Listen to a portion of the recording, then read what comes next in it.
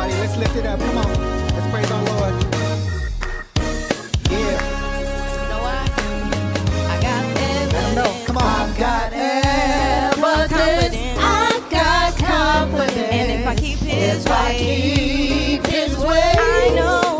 I know that I win. 'Cause I know who I am. And God hasn't changed His plan. God hasn't changed His plan. No.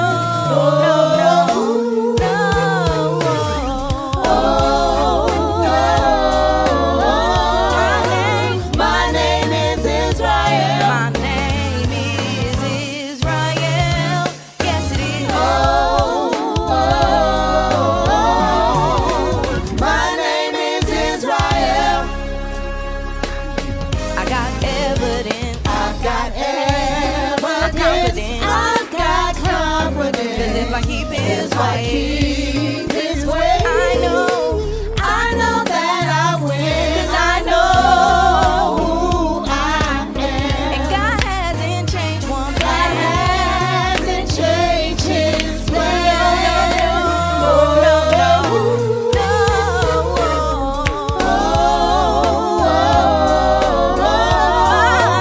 My name is Israel. My name is Israel. Yes, it is. My name is Israel. My God has awakened me to what He commanded me, and He wrote in His prophecy that He'll set His people free, and we pray for Jerusalem, endure till His kingdom come. God will set His people free and give us the victory. 'Cause I know who I am. And God hasn't changed one plan. God hasn't changed His plan. No.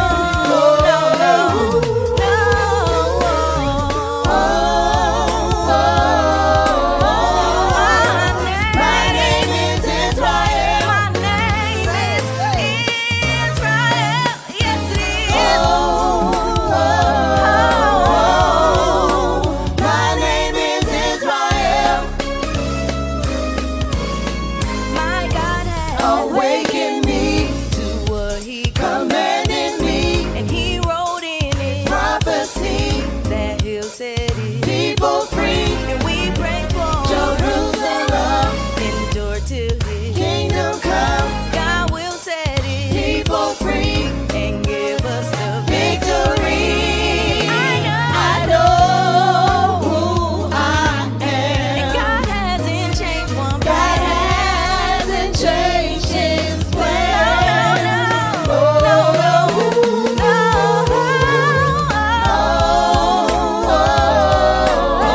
My name is Israel. My name is Israel. Yes, it is. My name is Israel. Know my Come on. identity. If you know. Search the Scripture, In the word. Come on. and you will see. Everybody, put 'em up. Come on. Know my Hey. identity. Lift it up. Lift it up. Come Search on. the Scriptures, and you will see. Let's go. I know my. Yes, I know Identity. my identity. Search the Scriptures, Yes, sir. and you will see. I know my identity. I know my identity. Search the Scriptures, Yes, sir. and you will see. My name Israel. is Israel. That's my That's my name. Israel. I know who I am. Israel. That's my name. Israel. I know who I am. I know who I am.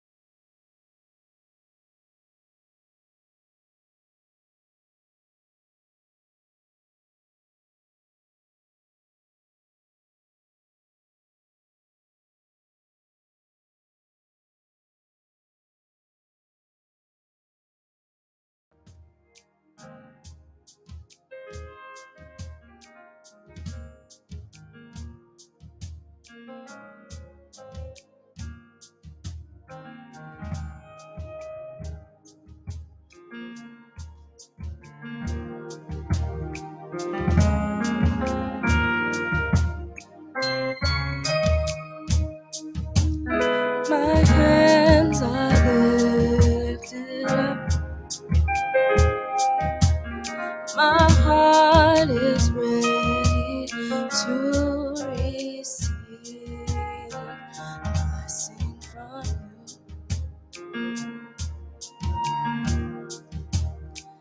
A blessing from you. My hands are lifted up. My heart is ready to receive a blessing from you.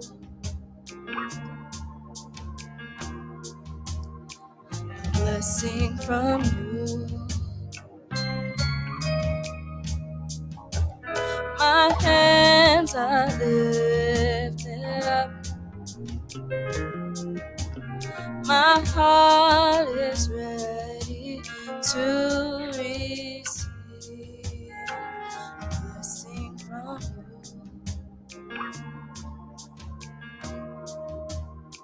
A blessing from you.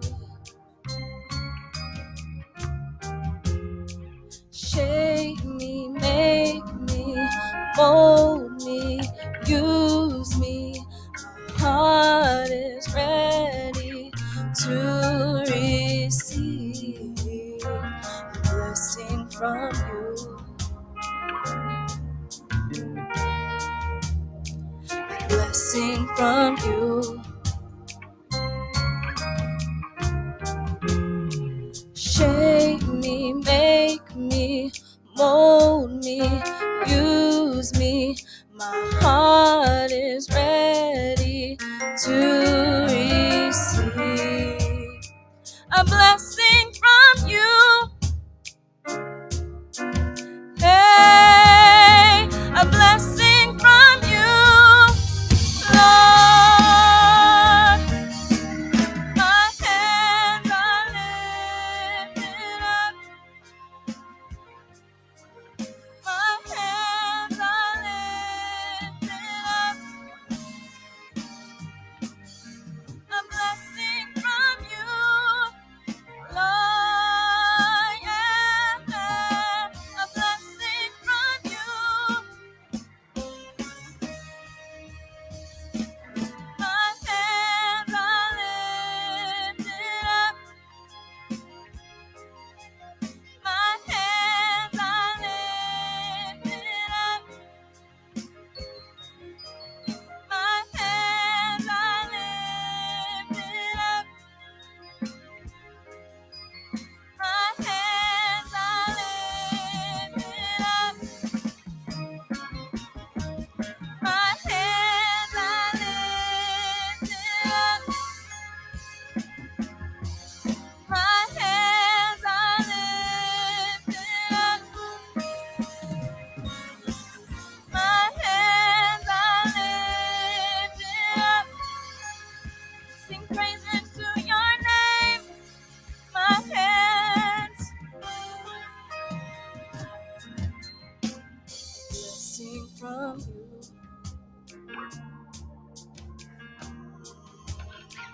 A blessing from you.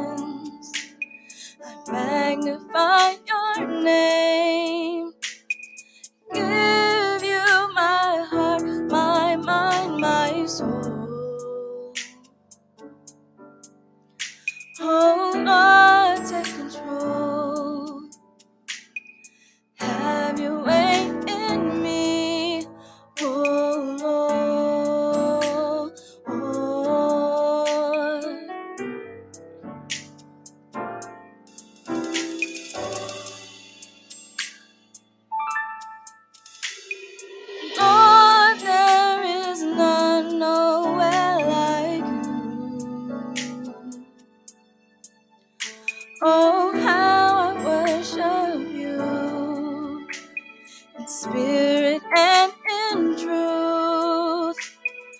Come rain on me, refresh my soul.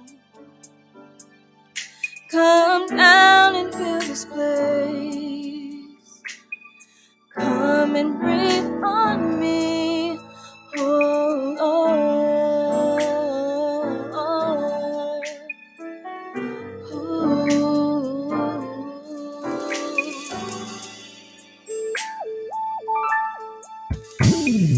Glory to your name, oh Lord my God. As I lift up my hands, I magnify your name. Give you my heart, my mind, my soul. Oh Lord, take control. Have your way in me. Oh,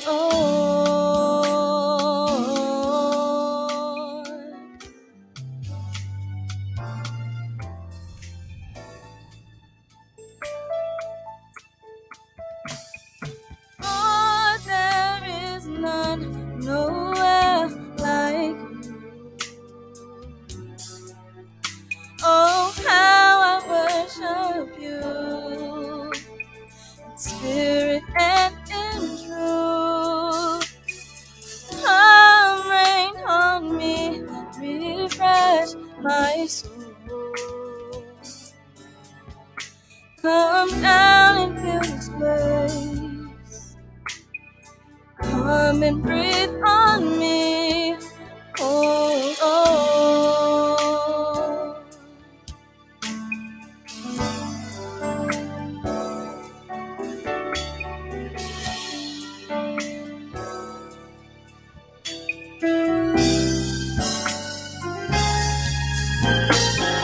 Glory to your name, oh Lord my God. As I lift up my hands, I magnify your name. Give you my heart, my mind, my soul. Oh Lord, take control. Have your way in me. Oh Lord.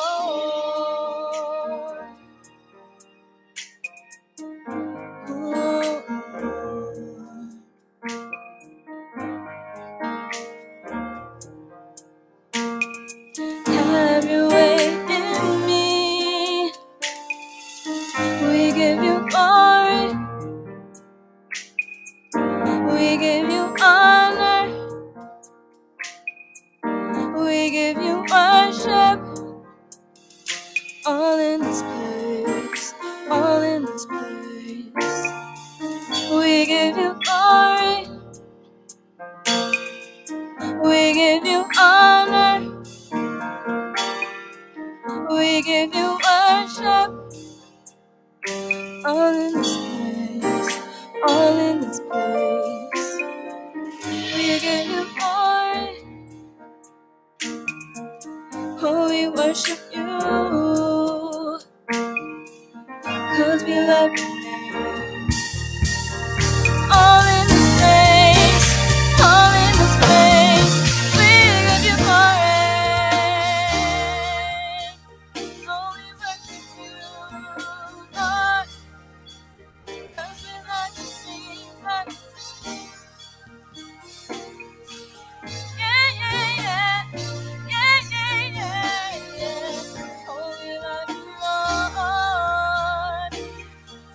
Oh, I worship you. We give you praise. All in this place. All in this place. We give you glory. Oh, we love you, Jesus. We give you praise. All in this place, all in this place. magnify your name. We give you honor. We give you worship. All in this place, all in this place. We give you glory. We give you honor. We give you worship. All in this place, all in this place.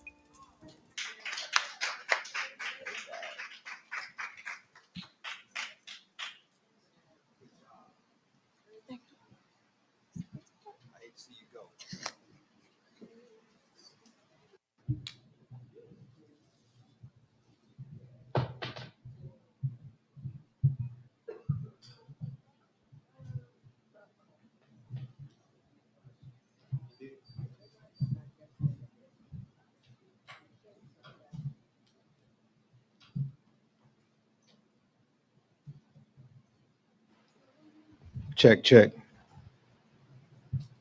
Let's give Sister Serena / Venus another round of applause. All right. Got that one from B. Yeah. Can y'all hear me out there? All right. Let's get into it. Today is the Sabbath of the Most High God. So again, I'm always going to do the disclaimers. This is how we do it. Unlock it. Next time, that should have been done before this. But I'll do 3 disclaimers. First disclaimer, Sabbath disclaimer, teaching style disclaimer, and then multiple response strategies. Boom. Yeah, that's dope. That way we can have Brother Mark enjoy the lesson. All right, today is the Sabbath of the Most High God, not of Font, not of Bowie, not of Elijah, right? It is a 24-hour period. And again, I got to always say that because unfortunately, I'm going to just say it, people be stupid, straight up and down. I'm actually tired of people being stupid. So keep it 100. The Sabbath is a 24-hour period. Furthermore, it is not according to the elliptical orbit of the moon. Has nothing to do with the moon. Let's keep it 100. Funny part about it is, people that want to tell you the Sabbath is by the moon, they don't have no congregation where they've been doing it for 20 years, similar to IOJ and ICOJ. So, for it to be so important to the Most High God, I should be able to find one large congregation where everybody is hanging out on a Tuesday or a Thursday. Let me just keep it 100. Stop being stupid. Furthermore, that dumb Gentile ministry that's putting this garbage out, they want to tell you the Sabbath is only 12 hours in a day. I got to do this. Let's go to Leviticus 8. I am absolutely tired of people being stupid, willingly being stupid. Just be like, I want to do something else. I want to go fornicate. I want to go steal. Just be like that. Don't take a gradual, like Joe Clark said, you smoke crack, kill yourself expeditiously. Don't do the gradual slide into it. Give me a break. And I ain't talking about Neil Carter neither. Leviticus 8. Let's start reading at verse 33. The Sabbath is a 24-hour period, not 12. Stop being stupid, please. Leviticus 8, start reading at 33. Go ahead, my brother. And ye shall not go out of the door of the tabernacle of the congregation in 7 days until the days of your consecration be at an end. For 7 days shall he consecrate you. Does that mean they're supposed to only go out at night and stay in there during the hours of daylight? Or does that mean they're supposed to have their monkey butts up in there for 24 hours? Let's see. Go ahead, sir. As he have done this day, so the Lord have commanded to do, to make an atonement for you. Come on. Therefore shall ye abide at the door of the tabernacle of the congregation day and night 7 days, and keep the charge of the Lord, that ye die not, for so I am commanded. Day and night, 7 days. The Lord considers a day 24 hours. Can we please stop being Silly. Furthermore, let's go to Exodus 12.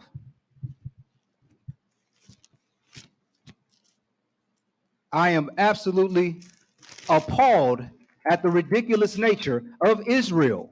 I know the great falling away is cracking right now. I know that. But goodness gracious, if you want to go do something else, be a fornicator, be a thief, be whatever, go do that. Stop coming with the Jerry Maguire, who's coming with me, Satan attitude. Come on, man. Facts. Satan always wanted to take you with him. He took a third of the angels with him. Anybody that's moving in Satan or a child of pride and Leviathan, Satan is their father. They gonna always be on some come with me, like Pac. I ain't coming with you. Exodus 12. Again, let's reinforce that the Sabbath is 24 hours and it starts at night. Exodus 12, start reading at verse 40. Let's see what we're talking about. Exodus 12, verse 40. Go ahead, kind sir. Now, the sojourning of the children of Israel who dwelled in Egypt was 430 years. And it came to pass at the end of the 430 years, even the self-same day. Stop. The self-same day. So the day that we're talking about is the day that the children of Israel went out of Egypt. It said in the self-same day. Watch how it describes this day. Go ahead, sir. It came to pass that all the host of the Lord went out from the land of Egypt. It is a night to be much observed unto the Lord for bringing them out from the land of Egypt. This is that night of the Lord, to be observed of all the children of Israel in their generation. Is the Sabbath 24 hours? Does God consider a day 24 hours, day and night? Yes. Why are we being stupid?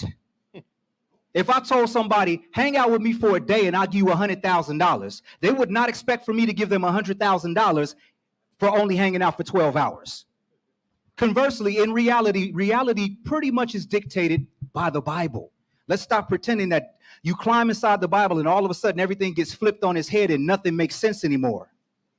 All right. Sabbath disclaimer. It's 24 hours. Today is the day. It's Saturday, right? Now, there are things that we can do and things that we can't do on this day. I'm going to ask you guys, because I want you guys as brains to operate and be with me. Can I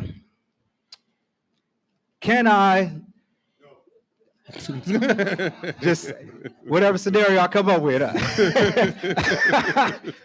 can I go to the mall and buy something? I'm getting thumbs down. People got tomatoes and the cauliflowers to throw at me. If I got a wife, can I do the Pee Wee Herman? Okay, no Pee Wee Herman, no Pee Wee Herman dance, right? Let's see. Can I call up the homie and talk about anything other? No. Can I call up the homie and talk about a football game? Can I call up the homegirl and talk about the housewives? Not that I would. Right? Part of the game is that. Can I come? Wait, what am I supposed to do on the Sabbath? Am I supposed to, watch this, am I supposed to be in my living room by myself? No. Hey, okay. Let me see. Am I supposed to keep a holy convocation? In other words, a holy gathering with a group of people? Okay. Am I supposed to encourage a person on this day? How about love somebody on this day? Yes, sir. And I ain't talking about the Pee Wee Herman dance. I'm talking about love somebody. You understand what I'm talking about? Let's see. What else? Last thing. Can I spend some money? No, sir. If I got a business, do my employees work? No. Okay. I think we've covered that. Let's see. Multiple response strategies. I like for y'all to be in tune with me, or why am I up here? So I got multiple response strategies. I see one new face. If you guys understand the concepts and you with me, what do? If y'all don't know what I'm talking about, what do y'all do? And if y'all kind of understand what I'm talking about and need some help, hitchhike thumb, right? Before the double R had the hitchhike thumb, right? Like Pharrell said, which segues perfectly. My teaching style is a little bit different. I might use a pop culture reference. I might use a rap lyric. I might use a movie scene. I might use a poem. I might even use, I don't know, maybe a menu item to illustrate something. It is all in good taste, and it is all to get past your broca's area, and it is all to get into your prefrontal cortex, and it is all to stay into your long-term memory, which is your hippocampus. That being said, now that I've got all that stuff out of the way, title of the lesson, and I think this is very apropos right now, because I'm seeing, well, I'm not really seeing because I'm not on social engineering, aka social media, or I like to call it the negative Negro news report. I'm not on the negative Negro news report, but I see things or people tell me about things, and I see a lot of people sympathizing. They're sympathizing with wicked people. Now, this lesson I did on Skid Row, because far be it from me to go down to Skid Row and try to do something that's super duper advanced when somebody just finished smoking crack and they're homeless. What they need to know is how they can serve God. They don't need to know anything other than what they need to do at that moment to begin the journey and the path to serve God. So I had a series. This is part 2. I abbreviated it. It's called Don't Kick It With the Wicked.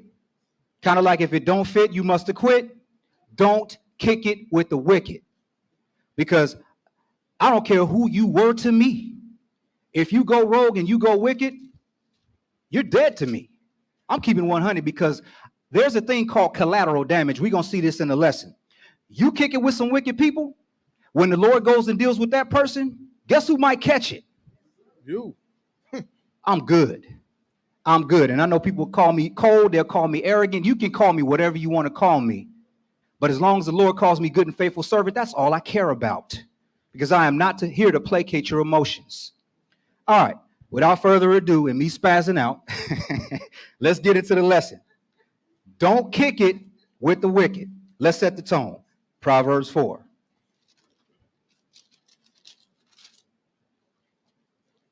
Proverbs 4. This ain't font. It's the Most High God saying this. Off top, let's set the mood. Proverbs 4. We're going 14 through 16. That was a typo. 14 through 17. Proverbs 4, we're going 14 through 17. I got you, bro. Proverbs 4, 14 through 17. Go ahead, sir. Enter not into the path of the wicked, and go not in the way of evil men. Avoid it, pass not by it, turn from it, and pass away. 15. Go ahead again. Go ahead, sir. Avoid it, pass not by it, turn from it, and pass away. Come on. For they sleep not, except they have done mischief, and their sleep is taken away unless they cause some to fall. Stop. Unless they cause some of them to fall. This is what the wicked is on. The wicked is on not only doing some mischief, but they want you to come with them to death, destruction, and despair. Go ahead, sir. Verse 17. For they eat the bread of wickedness and drink the wine of violence. If you are what you eat, and if you eat the bread of wickedness, then what are you? If you drink the wine of violence, what are you? Please don't kick it with the wicked. Exodus 20. Let's show you what the wicked ain't going to do. They might try to tell you that they got some version of this that they're doing, but you can tell a tree by its fruits. That's right. Am I coming through clear, or do I got a little reverb out there? I'm good? Am I good? What about Mel? Can y'all hear Mel good? At that. Exodus 20. We're going 1 through 5, and we're going to dance. Don't kick it with the wicked. Real talk. I got very few friends outside of this. And the friends that I have outside of this, they have proven their loyalty to me over a span of 15 to 20 years. I ain't looking for no new friends. Exodus 20. Keep it 100. We're going to, I'll show you why. Exodus 20, we're going 1 through 5. Go ahead, my brother. And God spake all these words, saying, I am the Lord thy God, which have brought thee out of the land of Egypt, out of the house of bondage. Thou shalt have no other gods before me. Come on. Thou shalt not make unto thee any graven image or any likeness of anything that is in heaven above, or that is in the earth beneath, or that is in the water under the earth. Wait, can I have a fish on my car? Can I have a bird on my car, a dove on my car? Am I supposed to have some angels in my pictures of angels in my house? No. How about angel statues? How about a cross around my neck? Are we clear on that? Go ahead, kind sir. Thou shalt not bow down thyself to them, nor serve them. For I, the Lord thy God, am a jealous God. Stop. What about a Christmas tree? Am I supposed to have a Christmas tree in my house? When I bow down to put a gift under a Christmas tree, am I serving the Christmas tree? Absolutely you are. Don't get it twisted. Finish that, brother. Go ahead.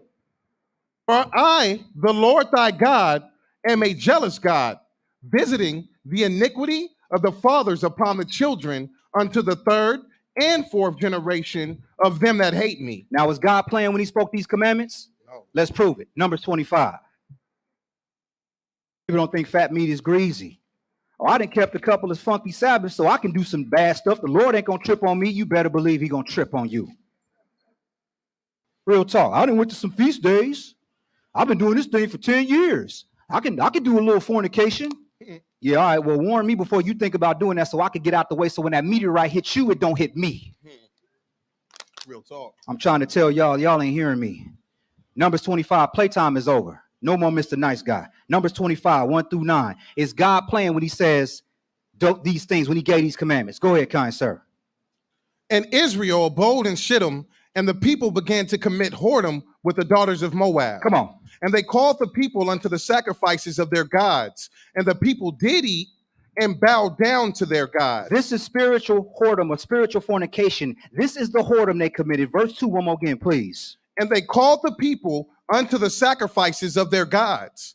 And the people did eat and bowed down to their gods. Come on. And Israel joined himself unto Baal Peor. And the anger of the Lord was kindled against Israel. Come on. And the Lord said unto Moses, take all the heads of the people. Stop. No, Moses said, it's all good. I understand. The Lord understand their heart. What'd he say? Take all the heads of the people. Stop. Y'all see where Moses went? Moses went 0 to cut folks' heads off. Y'all hear me on that? And where he got that instruction from? The Lord. Okay. The Lord wasn't pat him on the back like a baby. The Lord was like, shing. Look, this is what you're going to do. Take their heads off. Y'all ain't hearing me. Go ahead, kind sir. 4 from the top. Go ahead. And the Lord said unto Moses, take all the heads of the people and hang them up before the Lord against the sun, that the fierce anger of the Lord may be turned away from Israel. Come on. And Moses said unto the judges of Israel, slay ye every one his men that were joined unto Baal Peor. Come on.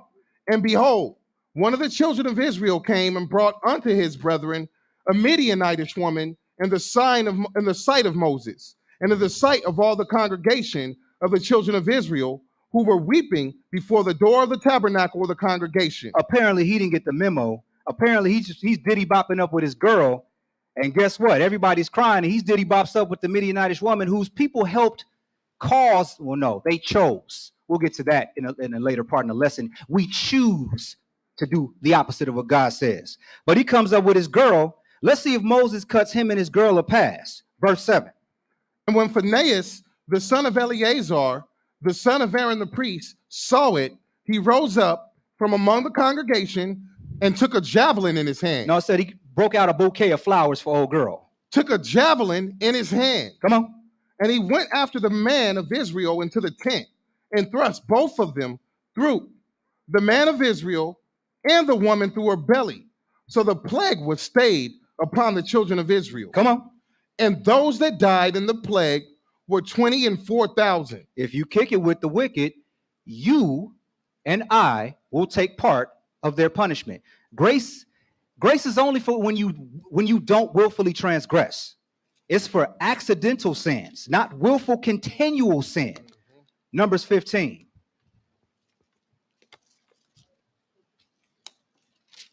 If somebody is wicked, man, I'm burning rubber in the opposite direction. Real talk. I got the iron bubble and I got the steel box and I got this thing. Not very many people here have experienced it. It's called the iron curtain. The iron curtain is when I drop that down and there is no communication further from me. Numbers 15. Numbers 15.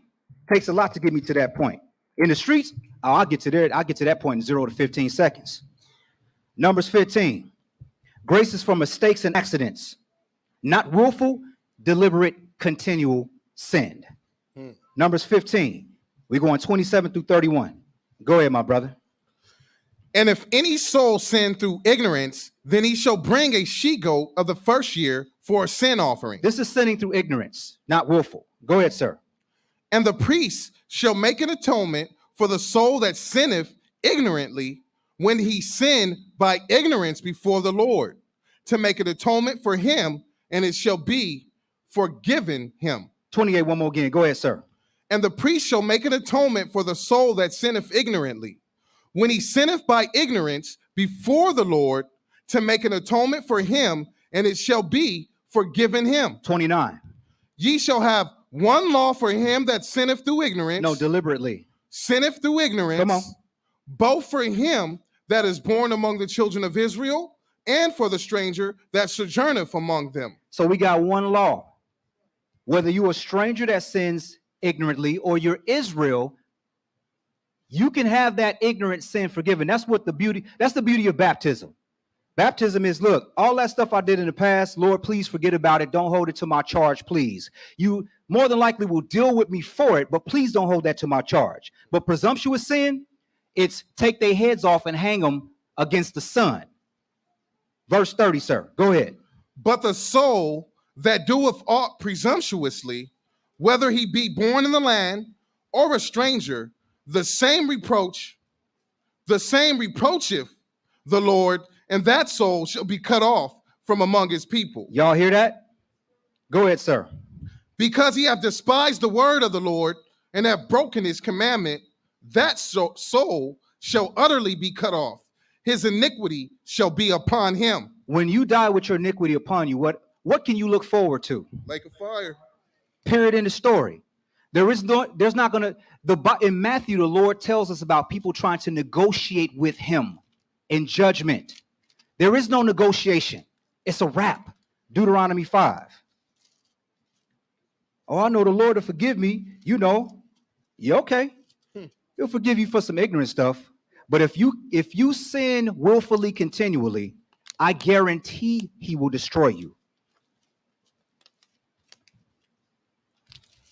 I got more respect for somebody's like, look, homie, doing this is just too much. You know, I want to go do some other stuff versus splitting hairs over some weirdo doctrine and then turning into a complete weirdo. Right.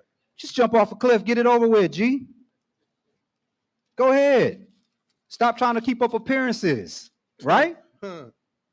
Look, trust me, if I went stupid, y'all wouldn't even see me and I wouldn't even care what y'all thought. I'm keeping 100. I'm not that guy.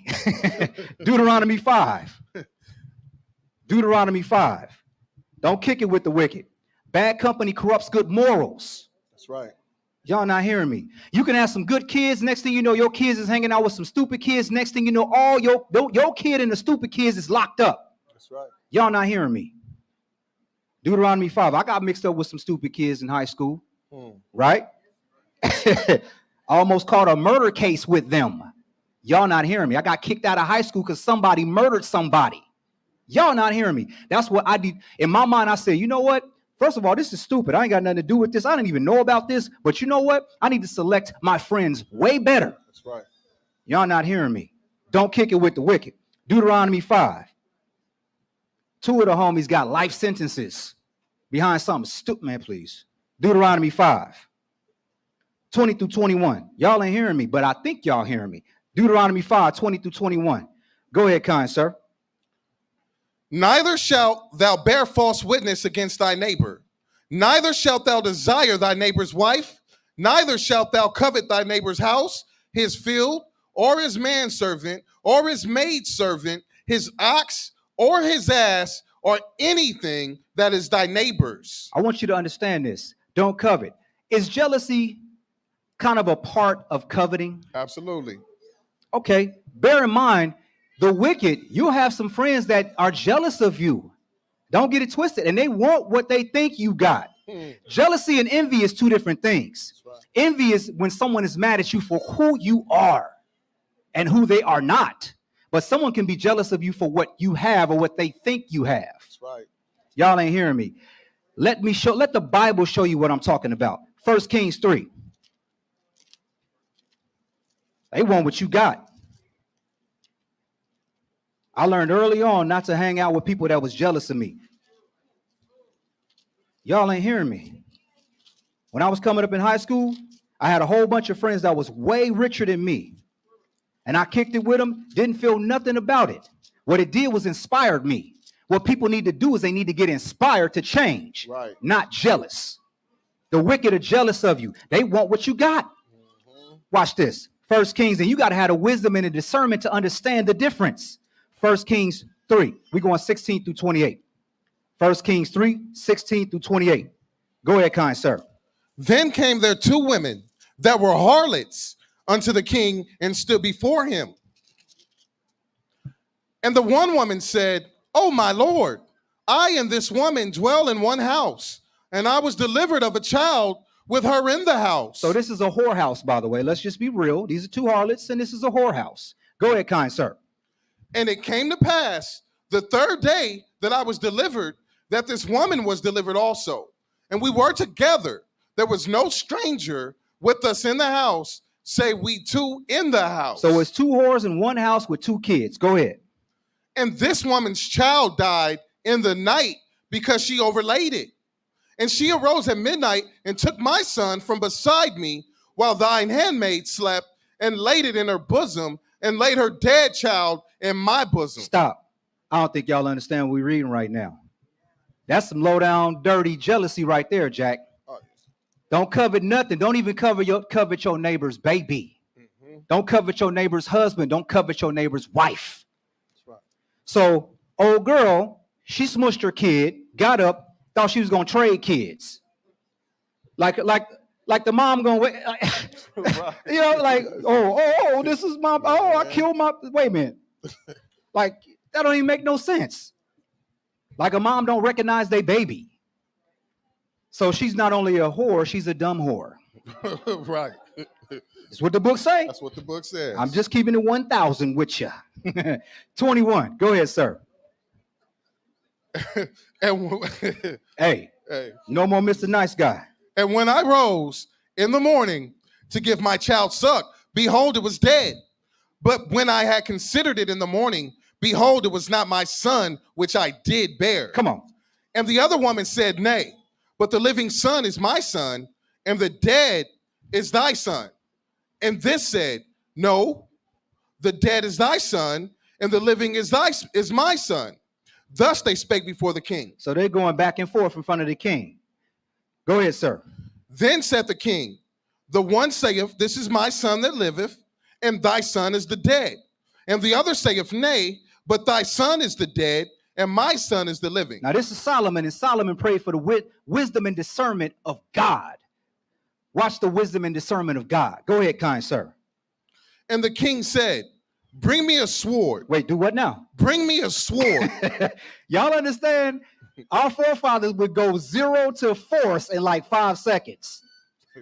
It wasn't no rock, scissors, and paper. It was, hey, bring me a sword. Right. Yikes. Go ahead, sir. And they brought a sword before the king. Come on. And the king said, Divide the living child in two, and give half to the one and half to the other. Give me 25 again. They don't understand how ruthless the forefathers were. Go ahead, sir. And the king said, Divide the living child in two, and give half to the one and half to the other. Come on. Then spake the woman whose the living child was unto the king, for her bowels yearned upon her son. And she said, O my lord, give her the living child, and in no wise slay it. But the other said, Let it be neither mine nor thine, but divided. Wait, stop. You see the jealousy? You see the coveting? She said, nah, both of us lose. Sidebar, I do not do business with people that have the mentality. It's a mentality called zero sum. Zero sum is I have to win and you must lose, not win-win. This woman is doing zero sum. She's like, nobody gets a kid. Murder the kid. Go ahead, kind sir. 27. Then the king answered and said, give her the living child, and in no wise slay it. She is the mother thereof. Come on. And all Israel heard of the judgment which the king had judged, and they feared the king, for they saw that the wisdom of God was in him to do judgment. Y'all got to understand, the wicked are not only jealous, they some haterade, drinking, low down, dirty liars, and they will do whatever they want because they are not bound by the rules of God. Do not kick it with the wicked. Let's go to Exodus 20. Back to Exodus 20. We ain't supposed to covet. Furthermore, if you find yourself hanging around with somebody you suspect to be jealous or envious of you, pray to the Most High for discernment on how they move and get away from them. Real quick, like Exodus 20. This is what kept me out of jail and from being murdered in the streets. These rules that I had, and I wasn't even dealing with the Most High God. Exodus 20. Exodus 20, one verse. Verse 14. Go ahead, kind sir. Thou shalt not commit adultery. Let's go to 1 Corinthians 5. I don't kick it with fornicators and whoremongers. I don't kick it with nobody whose constant conversation is about some fornication. Keep it 100. Because if I'm constantly listening to sexual conquest, what's going to be bumping around in my head? Sexual conquest. This man said, "What? Hey, Come on. that part. Do not kick it with people that have no self-control over their private parts." All right, for the children in the room. 1 Corinthians 5, we're going 1 through 2, and we're going to dance. Thou shalt not commit adultery. Now watch what Paul does. Watch this. 1 Corinthians 5, 1 through 2. Go ahead, kind sir. It is reported commonly that there is fornication among you, and such fornication as is not so much as named among the Gentiles, that one should have his father's wife. Stop. Wait, sidebar. I thought that the Israelites were Gentiles that lost their passport. But he's talking to some Gentiles, talking about one person sleeping with a person, one guy sleeping with his mother is not common among the Gentiles. And we all know Reuben did that. Right. Reuben did that. So obviously he ain't talking to some Israelites that lost their passport. He's talking to some white folks. And somebody is having relations with a family member, like I covered a week and a half, 2 weeks ago. Verse 2. Go ahead, kind sir. And ye are puffed up, and have not rather mourned that he that have done this deed might be taken away from among you. In other words, y'all ain't kicked this clown out that's doing this. Skip down to verse 9. Verse 9. Go ahead. I wrote unto you in an epistle not to company with fornicators. Come on. Yet not altogether with the fornicators of this world, or with the covetous, or extortioners, or with idolaters, for then must ye needs go out of the world. He's like, look, everybody that you interact with probably falls into this category outside of the truth. And I say outside of the so-called truth because sometimes it don't feel like the truth. But the point is, he is going to give us an edict on certain behaviors that are not supposed to be happening among believers. Verse 11, sir. But now I have written unto you not to keep company if any man that is called a brother be a fornicator, or covetous, or an idolater, or a railer, or a drunkard, or an extortioner, with such a one, know not to eat. Is he saying don't kick it with the wicked? Is he saying don't kick it with the wicked inside of the truth? That's what he's saying. Real specific. Don't kick it with the wicked inside of the truth. When they masks come off and you know who they are, shake. That's right. Y'all not hearing me. Skip them. Who is my mother and my father and my brother and my sister? Are you doing the will of God if you're a fornicator? No. If you're a serial fornicator? No. How about an extortioner? No, sir. How about a liar? No, sir. Verse 11 from the top, brother. They hearing me, but they need to feel you. Verse 11. Go ahead, kind sir. But now I have written unto you not to keep company if any man that is called a brother be a fornicator or covetous or an idolater or a railer or a drunkard or an extortioner, with such a one know not to eat. He said, don't even eat with them. Should I talk on the phone with them? Should I go hang out at the movies with them? No. Can I kick it at the beach with them? No. 12. For what have I to do to judge them also there that are without? Do not ye judge them that are within? In other words, not only everybody gets the same standard. Anybody kill it. Whether you in this room or you outside this room, if you a fornicator, I'm good. Miss me. That's what he's talking about. Don't kick it with the wicked. 1 Samuel 2. Yeah, it's lonely. Yeah, it's lonely. This walk is lonely. This walk is hard. Like young sis said, this walk will show you who you are. This walk will pull your card. Y'all not hearing me. It is lonely. But you know what, though? I'd rather be by myself and straight than hanging out with a gang of weirdos, having to watch my back now, and then having to fight inside of a lava pit with against Adolf Hitler to climb to the top in eternity. Y'all not hearing me. Y'all not hearing me. Imagine what the lake of fire is. A gang of people in there fighting for eternity while burning. It's not going to be like you have your own room. Right. Y'all hear me? You're not going to have your own room. You're going to be in a gigantic lava pool. Y'all not hearing me. Okay. Not only do we judge the people inside, but we judge the people outside. Watch this. Here's an example of what he said. 1 Samuel 2. We're going 12 through 17. I got you, bro. We're going to dance. 1 Samuel 2, 12 through 17. I might give you a pass if you do something weird, but if you keep doing some weird stuff and try to justify it, I'm going to slide so far out of your cipher, you ain't going to even see me no more. 1 Samuel 2, we're going 12 through 17. Go ahead, brother. Now the sons of Eli were sons of Belial. They knew not the Lord. And the priest's custom with the people was that when any man offered sacrifice, the priest's servant came while the flesh was in seething with a flesh hook of 3 teeth in his hand. Stop. First of all, Eli's sons don't know the Lord, right?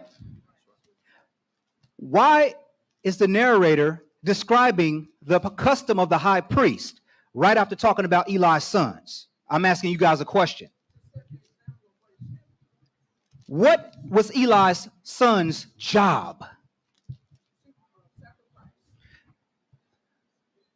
That's right. They were the Levitical high priest. Thank you, Ron. Eli's sons were the Levitical high priest. They were the guys that actually was inside the tabernacle or the temple dealing with God face to face, in front of the holiest of holies, and once a year behind the holiest of holies. Yet these guys, according to the Bible, did not know God, but yet they were the high priest. Are y'all understanding the concept that just because a person is so-called dealing with the word, we can't assume they know the Lord? Y'all understanding that concept? 1, 2, 3, 4, 5, 6, 7, 8, 9. Now we hear. That's why I developed multiple response strategies. I do not assume you know what is going on in my head. 13 from the top. Priest custom. High priest. His sons are the high priests of the seed of Aaron. Go ahead, sir. And the priest's custom with the people was that when any man offered sacrifice, the priest's servant came while the flesh was in seething with the flesh hook of 3 teeth in his hand. Come on. And he struck it into the pan or kettle or cauldron or pot. All that the flesh hook brought up, the priest took for himself. So they did in Shiloh unto all the Israelites that came thither. So we understand the process of how the priests are supposed to operate when it comes to the sacrifices of God. Go ahead, kind sir. 15. Also, before they burnt the fat, the priest's servant came and said to the man that sacrificed, give flesh to roast for the priest, for he will not have sodden flesh of thee, but raw. Stop. This is out of order. Yes. What they're supposed to do is, while it is boiling, that is when they get their portion. One swipe, whoop, whatever they pull out is theirs, and the rest is to be burned. They like, nah, this is Death Row Records, fool. Give me all of that. I want my portion now before we boil it. That is out of order. They do not know the Lord. Go ahead, kind sir. And if any man said unto him, let them not fail to burn the fat presently, and then take as much as thy soul desireth, then he would answer him, nay, but thou shalt give it me now, and if not, I will take it by force. That's called the Suge Knight School of Sacrifices. Y'all understand what I'm saying? Death row record sacrifices. If you ain't gonna give it up, I'm gonna take it. This is out of pocket. Verse 17, sir. Wherefore the sin of the young men was very great before the Lord, for men abhorred the offering of the Lord. Skip down to verse 22. Now Eli is their daddy. Eli is the one that's in charge. You as a parent are supposed to check your children when they wild. 22. Go ahead, sir. Now Eli was very old, and heard all that his sons did unto all Israel, and how they lay with the women that assembled at the door of the tabernacle of the congregation. Read 22 again. They didn't hear. Not only are they taking it off the top, but they doing something else. Go ahead, sir. Now Eli was very old, and heard all that his sons did unto all Israel, and how they lay with the women that assembled at the door of the tabernacle of the congregation. These dudes they on some pimp stuff too. They on some give me my flesh, and they on some pimp stuff. Way out of bounds, way out of pocket. Go ahead. And I'm gonna say this: just because somebody's in a position and they're reading the Bible, don't mean they know the Lord. That's right. If we catch anybody on this up in here, I personally will execute you. Go ahead, sir. 23. And he said unto them, Why do ye such things? For I hear of your evil dealings by all this people. Come on. Nay, my sons, for it is no good report that I hear. Ye make the Lord's people to transgress. Stop. They made the people transgress by their behavior. The people were not doing what they were supposed to do, which is bring their sacrifices. Who wants to get punked every time they go serve God? Show of hands, anybody wants to get punked when you come to serve God? No. The priest made the people transgress. Go ahead, kind sir. If one man sin against another, the judge shall judge him. But if a man sin against the Lord, who shall entreat for him? Nobody. Go ahead, sir. Notwithstanding, they hearken not unto the voice of their father, because the Lord would slay them. Stop. They was already toast. They didn't listen because the Lord put a wicked spirit on them to not listen because he wanted to kill them. My point is this: when you see somebody operating in a weird manner and they are progressively getting worse, assume and know there's a weird spirit on them. Right. And the Lord is going to deal with them harshly, hopefully not fatally. I got a public service announcement. Hold your marker in Samuel. We go into Proverbs 6. I got a PSA. Don't kick it with the wicked. I am not a wicked sympathizer. When World War II was over, they had these things called the Nuremberg trials. And at the Nuremberg trials, anybody that was a Nazi sympathizer got served. I am not a sinner sympathizer. I will have empathy and sympathy for those that make mistakes. But you better believe if you come in with some weirdo stuff, people know not to come with me with no weirdo stuff. They already know that. They already know. Proverbs 6, public service announcement, because I'm way too raw. I am raw cocaine. You did what?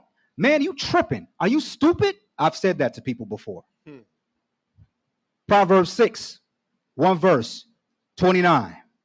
Proverbs 6, 1 verse, 29. Go ahead, kind sir. So he that goeth in to his neighbor's wife, whosoever toucheth her, shall not be in his sin. Let's go back to 1 Samuel 2. And here's the funny part. It did not say, the book didn't say they was lying with husbands' wives at the door. It said they was laying with the women. So don't get it twisted. See, brother, fornication and adultery. No, adultery is only when you sleeping with somebody else's wife. Negro, if you don't stop it. Just be like you want to just go be out there and doing hit and runs. I mean, just tell me that. Don't come with the justification. Man, I don't want to hear it. I don't got time for it. Because I'm going to tell you, you stupid. I'm going to warn you like this. 1 Samuel 2. We're going 27 through 34. 1 Samuel 2, 27 through 34. Don't kick it with the wicked. Go ahead, kind sir. And there came a man of God unto Eli, and said unto him, Thus saith the Lord, did I plainly appear unto the house of thy father when they were in Egypt, in Pharaoh's house? And did I choose him out of all the tribes of Israel to be my priest, to offer upon mine altar, to burn incense, to wear an ephod before me? And did I give unto the house of thy father all the offerings made by fire of the children of Israel? Come on.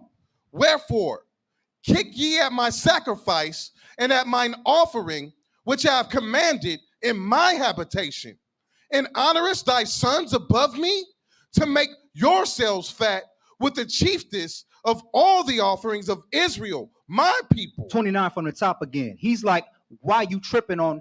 First of all, consider your position. Consider what I did for your lineage. And why are you, like, you're supposed to be able to get the parts of the sacrifices. Why are you pushing it to this part, going past what you needed? In other words, why are you doing all these extras? Right. It's yours anyway. 29 from the top, brother. Go ahead.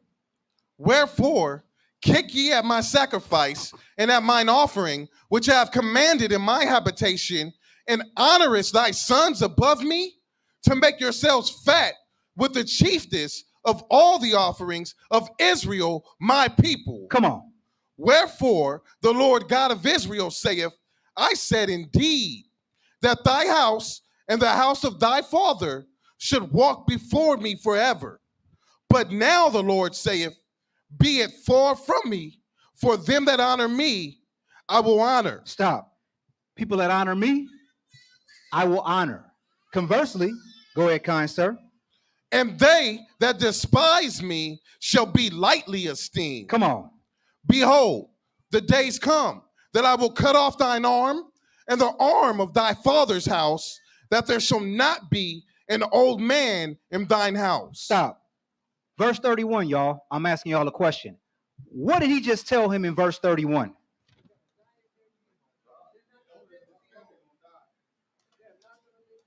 They're not going to live to be old. Furthermore, I'm going to wipe out your line, your particular line out of Levi. I'm wiping out from the memory. Y'all not understanding. The Lord is harsh. Y'all not understanding. Go ahead, kind sir. And thou shalt see an enemy in my habitation, and all the wealth which God shall give Israel, and there shall not be an old man in thine house forever. Come on.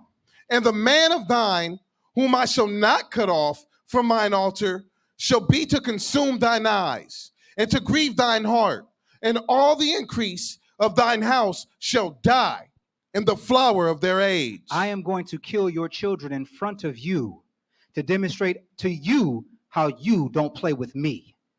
Verse 34, sir. And this shall be a sign unto thee, that shall come upon thy two sons of Hophni and Phinehas, and one day they shall die, both of them. Let's go to 1 Samuel 3, right into chapter 3. Start reading at 10 through 14, directly into 3. Phinehas' name should have been Finesse, because that's what he was doing. Right into chapter 3, 10 through 14. Go ahead, kind sir. And the Lord came and stood and called as at other times, Samuel, Samuel. Then Samuel answered, Speak, for thy servant heareth. Come on. And the Lord said to Samuel, Behold, I will do a thing in Israel, at which both the ears of everyone that heareth, it shall tingle. And that day I will perform against Eli all things which I have spoken concerning his house. Stop. Concerning his house, his line, in particular, not all the priests of Levi, but his particular line. Go ahead, sir. When I begin, I will also make an end. Come on. For I have told him that I will judge his house forever for the iniquity which he knoweth, because his sons made themselves vile, and he restrained them not. Read 13 again, sir. Go ahead. For I have told him that I will judge his house forever for the iniquity which he knoweth. Stop. I will judge his house forever for the things that he knows is going on. Go ahead, sir. Because his sons made themselves vile, and he restrained them not. Because he didn't tell his sons, he didn't check his sons, he didn't stop them. His sons made themselves vile, and he was complicit. If you kick it with the wicked, you're complicit with them. I'm here to tell you, if you kick it with people that's wicked, you're complicit. Don't get it twisted. Go ahead, kind sir. Verse 14. And therefore I have sworn unto the house of Eli, that the iniquity of Eli's house shall not be purged with sacrifice nor offering forever. Scary. That's scary. Gosh, that is scary. Skip down to 18. Give me 18 and 19. Go ahead, sir. And Samuel told him every whit, and hid nothing from him. And he said, it is the Lord. Let him do what seemeth him good. Stop. I don't even understand how Eli was just so calm. Like, I'd have been like, Lord Jesus. I would have been begging, pleading, and crying. Facts. I would have immediately got that, ran to my sons, two-pieced them, then called on the Lord. Y'all not hearing me. Here's my point. Some of us be way too calm and complicit when we find out about people doing wicked stuff. We be way too calm, way too complicit, and way too comfortable around them. Y'all ain't hearing me. Watch what happened to watch what happened to Eli, though. Verse 19, sir. Go ahead. And Samuel grew, and the Lord was with him, and did let none of his words fall to the ground. Everything Samuel said you could take to the bank 3 times. Unlike Eli. Go directly into chapter 4. Chapter 4, 1 through 2, and we're going to dance. Go ahead, my brother. And the word of Samuel came to all Israel. Now Israel went out against the Philistines to battle, and pitched besides Ebenezer, and the Philistines pitched in Aphek. Come on. And the Philistines put themselves in array against Israel, and when they joined battle, Israel was smitten before the Philistines, and they slew of the army in the field about 4,000 men. Y'all ain't understanding how the Lord is dealing with it. Skip to 14. Give me 14. Go ahead. I'm sorry, verse 4, not 14. 4. Go ahead, sir. So the people sent to Shiloh that they might bring from thence the ark of the covenant of the Lord of hosts, which dwelleth between the cherubims, and the 2 sons of Eli, Hophni and Phinehas, were there with the ark of the covenant of God. Skip down to verse 10. Verse 10. Go ahead, sir. And the Philistines fought, and Israel was smitten, and they fled every man into his tent. And there was a very great slaughter, for there fell of Israel 30,000 footmen. Stop. Total collateral damage up to this point is 34,000 people. Because of these 2 gentlemen, or should I say these 2 scallywags, what they're doing.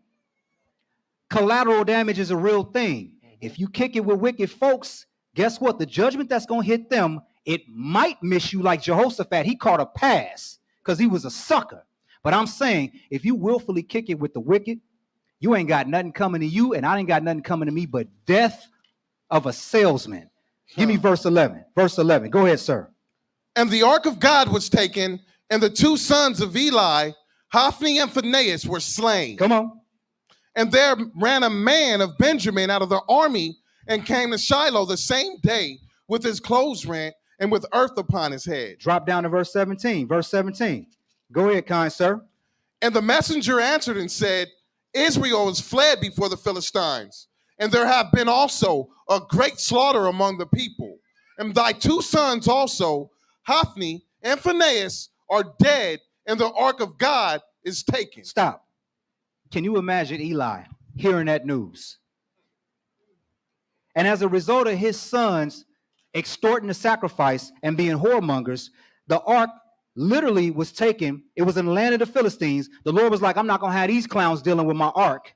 Had the ark come back, but it wound up in the hands of Obed because they were transporting it wrong, and it was out of Jerusalem for 20 years. The ark was out of the hands of Israel for 20 years because of these 2 fools. Y'all not hearing me.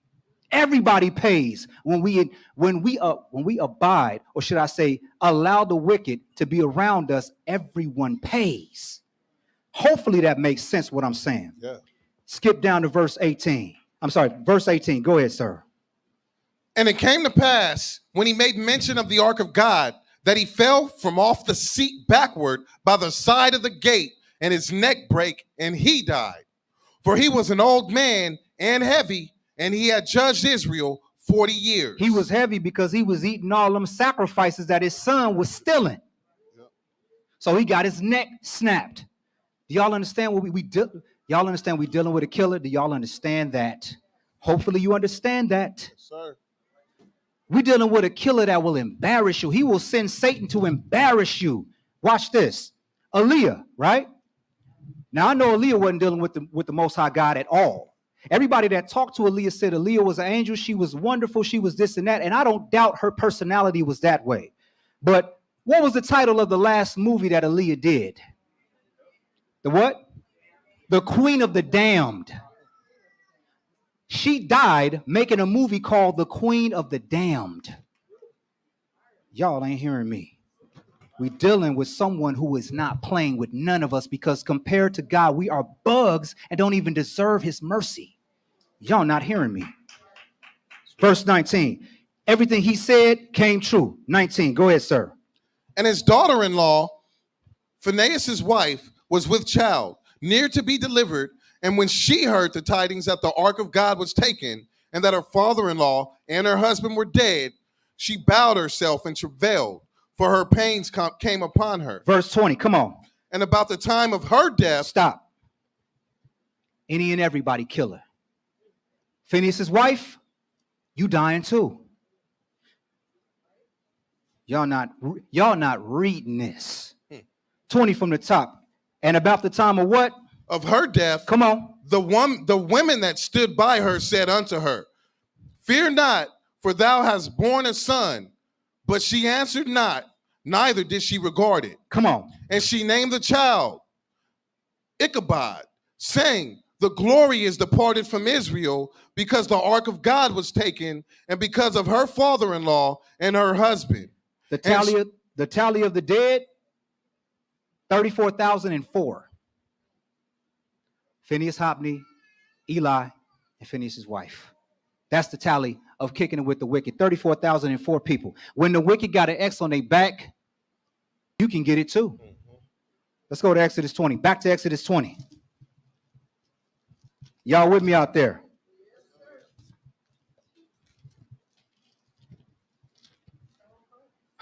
Steve Austin, because Stone Cold said so.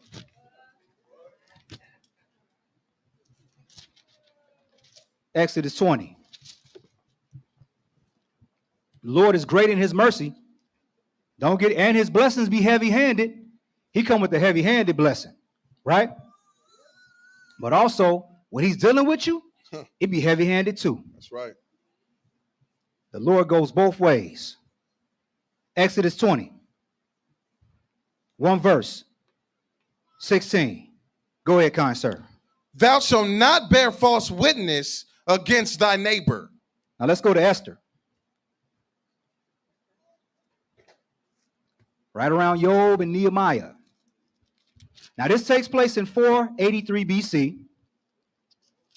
This is 103 years after Israel went into the captivity by Nebuchadnezzar. This is 54 years after the first group returned to start rebuilding the temple. This is 25 years before Ezra led the second group back. And the king that is ruling right now is Ahasuerus. In other words, Artaxerxes the Great. Anybody ever seen 300? Remember that tall dude that looked like a rapper with all them chains and jewelry on? Right. This is Manute Bol right here, okay? Sidebar, that made that dude look like he was 90 feet tall in that joint, right? That dude's coming through with all the chains on. Now look here, my friends. Let's go to Esther 2. Esther 2. Oh, man. I will give you all, just worship me. Yes. Humpback dude, yes. That's what I've been waiting to hear. I was like, goodness. I guess he took his shot, huh? Now look here, man. Leonidas and them, they're going to be right here. This is Artaxerxes the Great. This is his rulership. It says, don't bear false witness on your neighbor. In other words, don't be telling no lies. Okay? Don't be telling no lies, y'all. That'd be one of the hard. You could a liar just jump out of your back pocket before you even realize it too. I'll be there in 15 minutes. I'll be there in an hour. Y'all ain't hearing me. Oh man. Watch them lies, Jack, especially on your neighbor though. Esther 2. Y'all with me out there? Y'all follow me right now. Man. Esther 2. 21 through 23, and we're going to dance with the stars. That means skip. Esther 2, 21 through 23. Go ahead, my brother. In those days, while Mordecai sat in the king's gate, two of the king's chamberlains, Bigtan and Teresh, of those which kept the door, were wroth and sought to lay hands on the king Ahasuerus. Come on. And the thing was known to Mordecai, who told it unto Esther the queen, and Esther certified the king thereof in Mordecai's name. So Mordecai's niece, but really his daughter, but really his niece, but his daughter niece, we'll call her his daughter, right? His niece daughter. She's the wife of the king, and she's letting the king know, yo, you got a plot, right? Like Big say, somebody want to stick you for your paper. Some people want to get at you, right? So she foiled the plot. Go ahead and let the king know it came from Mordecai. So Mordecai got his copyrights, right? Verse 23. Go ahead, sir. And when inquisition was made of the matter, it was found out. Therefore, they were both hanged on a tree, and it was written in the book of the Chronicles before the king. Let's go directly into Esther 3, chapter 3. Esther 3, 1 through 2. Directly into chapter 3. 1 through 2, we're going to dance. I got you, bro. 1 through 2. Go ahead, kind sir. After these things did King Ahasuerus promote Haman, the son of Hamathadatha, that works. Darth Vader's son. Hamadatha of the Agagite, and advanced him and set his seat above all the princes that were with him. Stop. Haman. Now we're here. Just from reading verse 2, does it sound like Haman has a really, really good job? I'm asking y'all a question.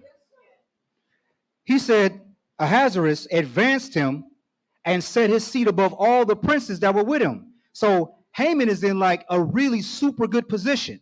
So he technically shouldn't be tripping on nothing. Right. Watch this though. Verse 2. Go ahead, sir. And all the king's servants that were in the king's gate bowed and reverenced Haman, for the king had so commanded concerning him. But Mordecai bowed not, nor did him reverence. Mordecai's like, look, I don't care who you are, homie. You a man like me. You know that was Israel. Israel don't got no respect for nothing. Hey, I don't care who he is. Skip down to verse 5. Give me 5 and 6. Go ahead, my brother.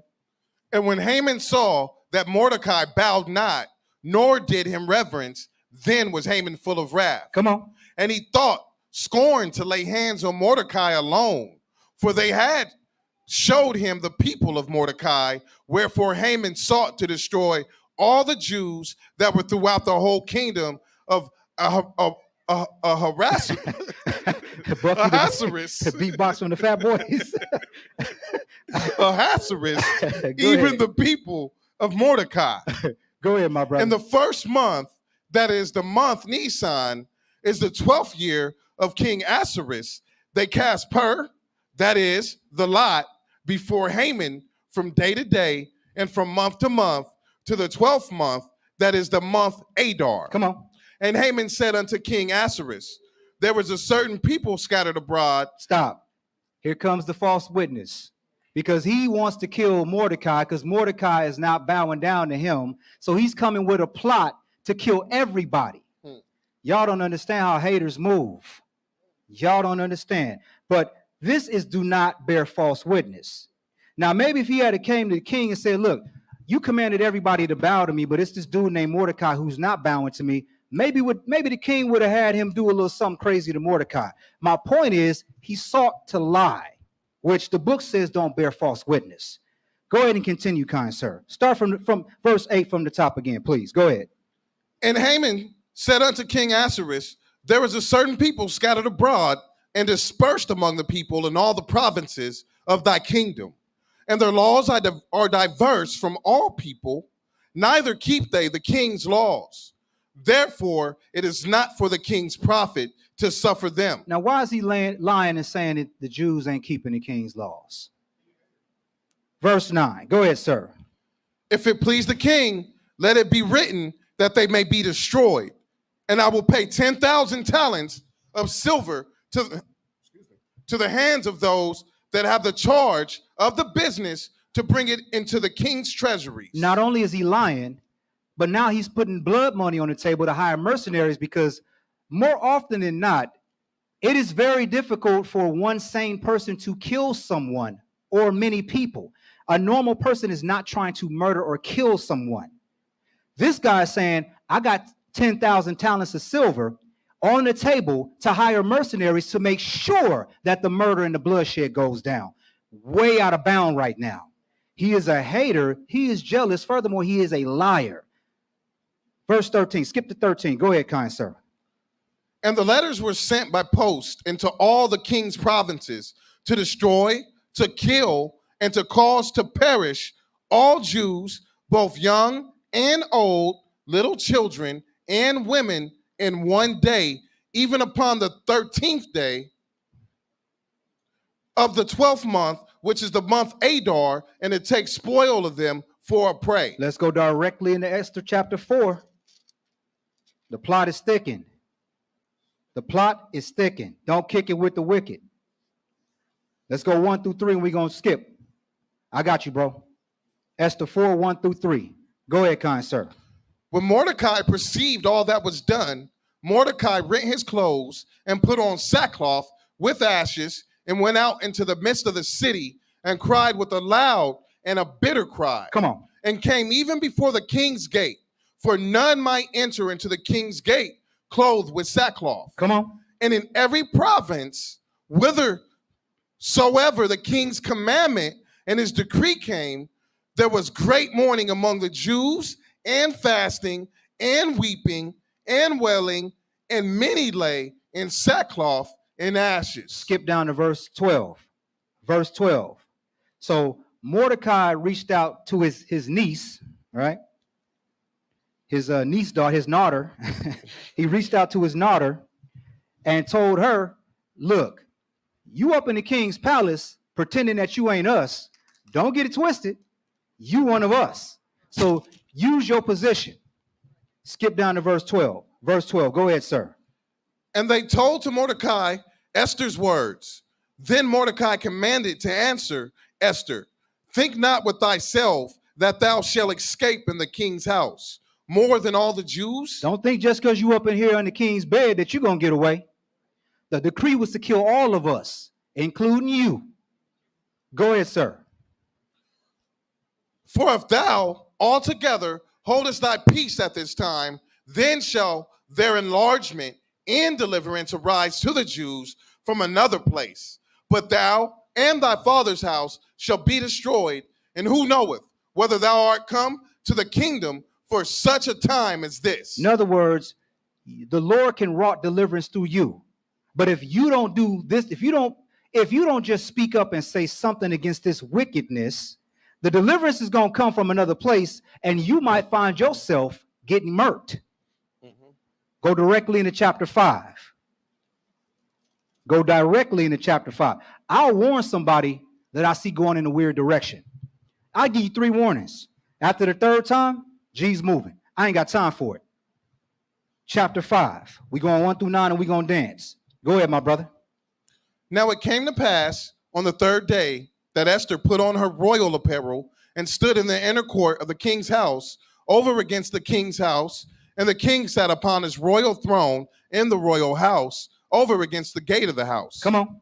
And it was so, when the king saw Esther, the queen, standing in the court, that she obtained favor in his sight. And the king held out to Esther the golden scepter that was in his hand. So Esther drew near and touched the top of the scepter. Sidebar, this is some real player stuff going on here. I ain't going to even lie to you. Point is, though, aside from that, when he saw his wife, his beautiful wife, standing at the door, he's like, yeah, Jack, come on in, baby. Holla at me. Verse 3. Go ahead, sir. Then said the queen unto her, What wilt thou, Queen Esther? And what is thy request? It shall be even given thee to the half of the kingdom. Stop. Sisters, if you got a husband, take a note from Esther's playbook, please. If you're treating your man right, he'll give you everything up to about half of what he got. Don't get it twisted. This is the king saying this, but only for a good woman. Notice he's still a player, though, because he said up to about half of the kingdom. I could dig that. You ain't getting it all, but hey, about half of the kingdom, I can squeeze that out for you. Take a note out of the playbook, sisters. I'm trying to tell y'all. Verse 4. That's if you got a good man. If you got a son of Belial, I don't know what to tell you. Verse 4, or Folgers on the street when you shot dice. Verse Folgers. Go ahead, sir. And Esther answered, if it seem good unto the king, let the king and Haman come this day unto the banquet that I have prepared for him. Stop. Sisters, see how she played that? She didn't go directly into the, I need you to do X, Y, and Z. Because y'all got to understand, women have manipulation, and I'm not saying it is bad. Men have coercion, which is force, right? If I'm having a conversation with a brother and it's not going the way that I desire it to go, one or two things is going to happen with me and that brother. Either we going or we going. That's in the streets. Women don't have that option. So notice how she played the card. She's like, look here. I got something for you. Before I ask you for what I need, take a page out the playbook. Y'all ain't hearing me. What brother don't want something? You got to what prepare for me? You might get the whole kingdom. Go ahead, brother. Come on. Then the king said, cause Haman to make haste. No, cause Haman to just slow up real quick. Cause Haman to make haste. Come on, Haman. Let's go. My wife got something cracking for us. Go ahead. That he may do as Esther have said. So the king and Haman came to the banquet that Esther had prepared. Come on. And the king said unto Esther at the banquet of wine. The banquet of what now? Of wine. Stop. Right? When your husband coming home from work, he had a hard day. Hey, whatever his favorite drink is, babe, you want a drink, babe? That goes a long way because you got to understand we be out fighting the world. Fighting the world. A straight black man is public enemy number one to Satan. Therefore, the world hates us. So we got to deal with a lot outside of the world. When we come home, we looking for some peace. Not for some peace. Okay? But at the banquet of wine. Okay? So she had a little bit of that Hennessy XO. Now Remy XO on the table, right? And he was sipping on it, right? He said at the banquet of wine, go ahead, my brother. What is thy petition? And it shall be granted thee. And what is thy request? Even to the half of the kingdom, it shall be performed. Come on. Then answered Esther and said, my petition and my request is, if I have found favor in the sight of the king, and if it please the king to grant my petition and to perform my request. Stop. You see the double talk? She came with the double talk. If my petition and my request and my petition in repetition, she came with that in Living Colors jailhouse on him, didn't she? Start from the top so we can see that repetition with the petition. Go ahead, my brother.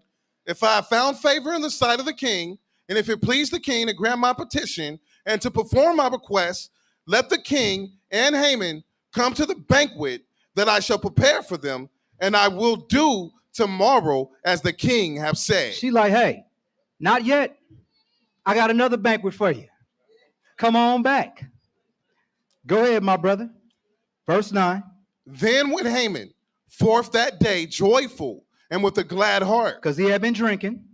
Go ahead. But when Haman saw Mordecai in the king's gate, that he stood not up nor moved for him, he was full of indignation against Mordecai. Stop. Sidebar. Don't hang out with angry people either. Because they're looking to not be happy. They're looking for any excuse in the world to be upset and angry and mad. I don't hang with nobody that's mad all the time. I hang with people that got solutions for the anger. Y'all dig what I'm talking about? Yes, sir. Because if you hang with an angry man or woman, what you gonna be? Angry. You gonna come home beefing. Hanging out with them, you're going to come home mad at your wife and your husband for no apparent reason. But he saw Mordecai and was like, look at this N-word. He still won't even bow down to me. Hater and a liar and envious. Because remember, he was in a higher position than Mordecai's just some dude.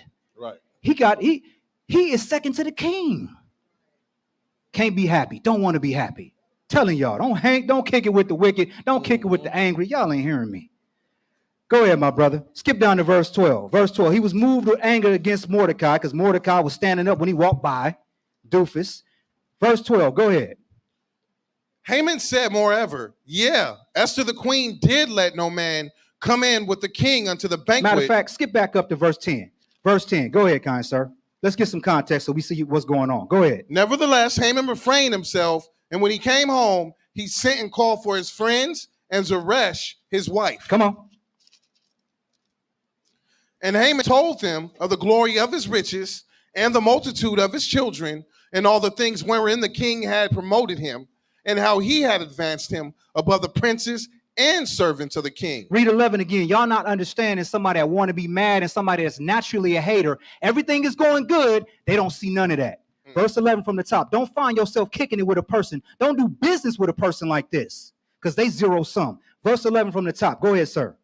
And Haman told them of the glory of his riches and the multitude of his children and all the things wherein the king had promoted him, and how he had advanced him above the princes and the servants of the king. Are those things that he should be grateful and happy for? Absolutely. All right, let's see if he's grateful and happy for those things. Verse 12. Go ahead, sir.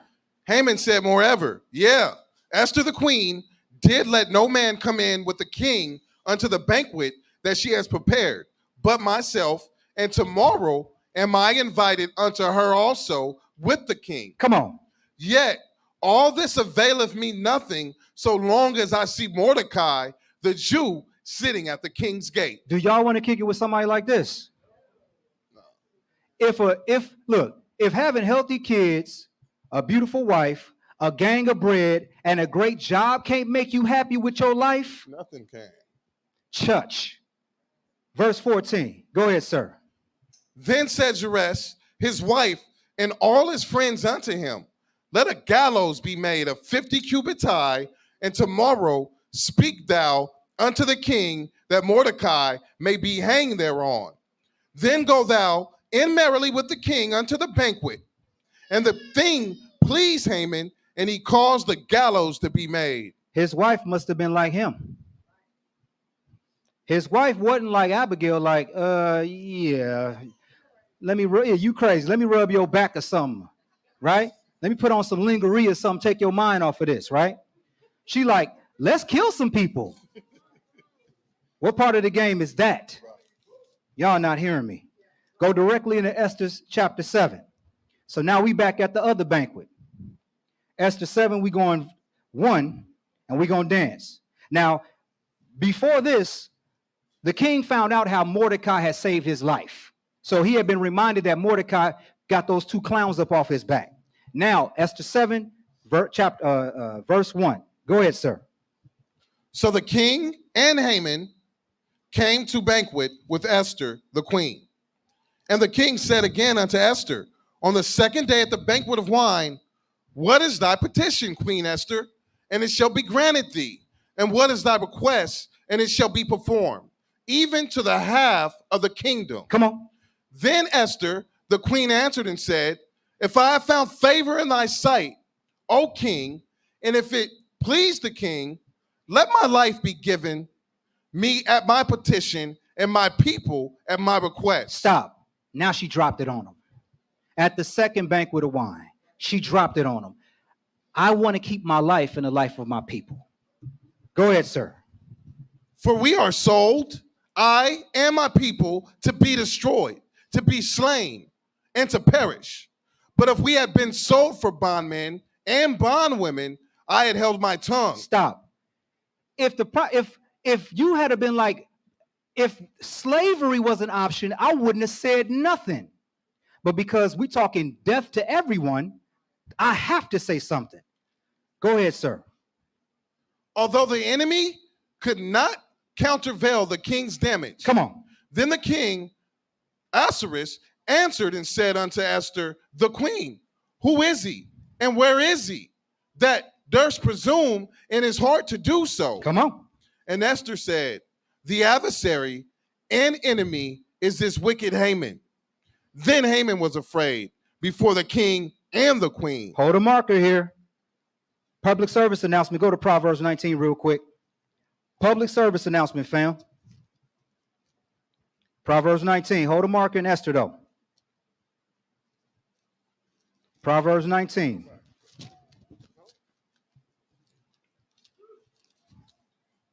Proverbs 19. Don't kick it with the wicked. Don't kick it with no angry man or woman. Don't kick it with somebody that's always got a whole bunch of negativity to talk about. Ain't nothing good enough. Their life is good and great. They can't even see it.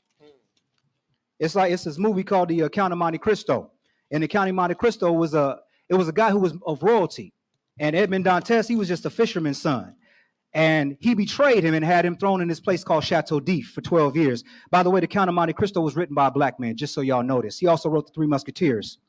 But the point was, at the moment when he revealed his true envy of Edmond Dantes, he said, I'm the son of a duke, and you are a fishmonger's son.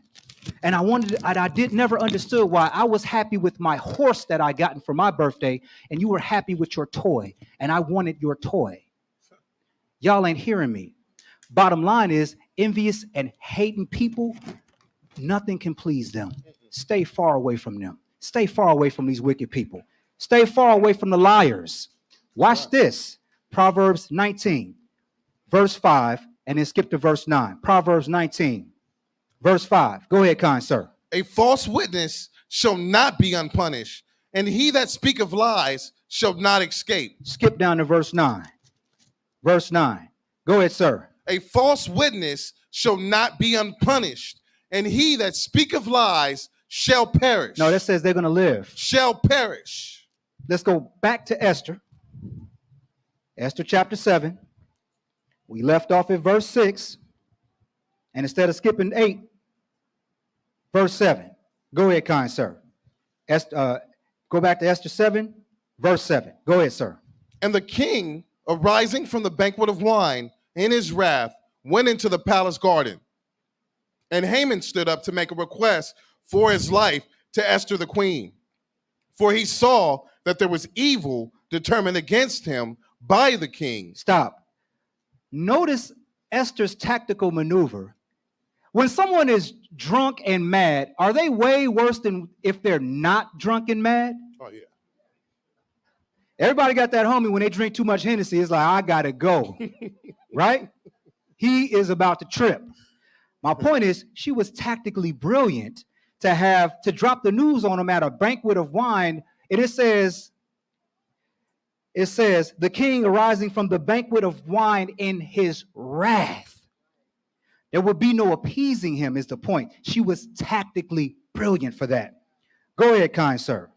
Then the king returned out of the palace garden into the place of the banquet of wine. Come on. And Haman was fallen upon the bed whereon Esther was. Stop.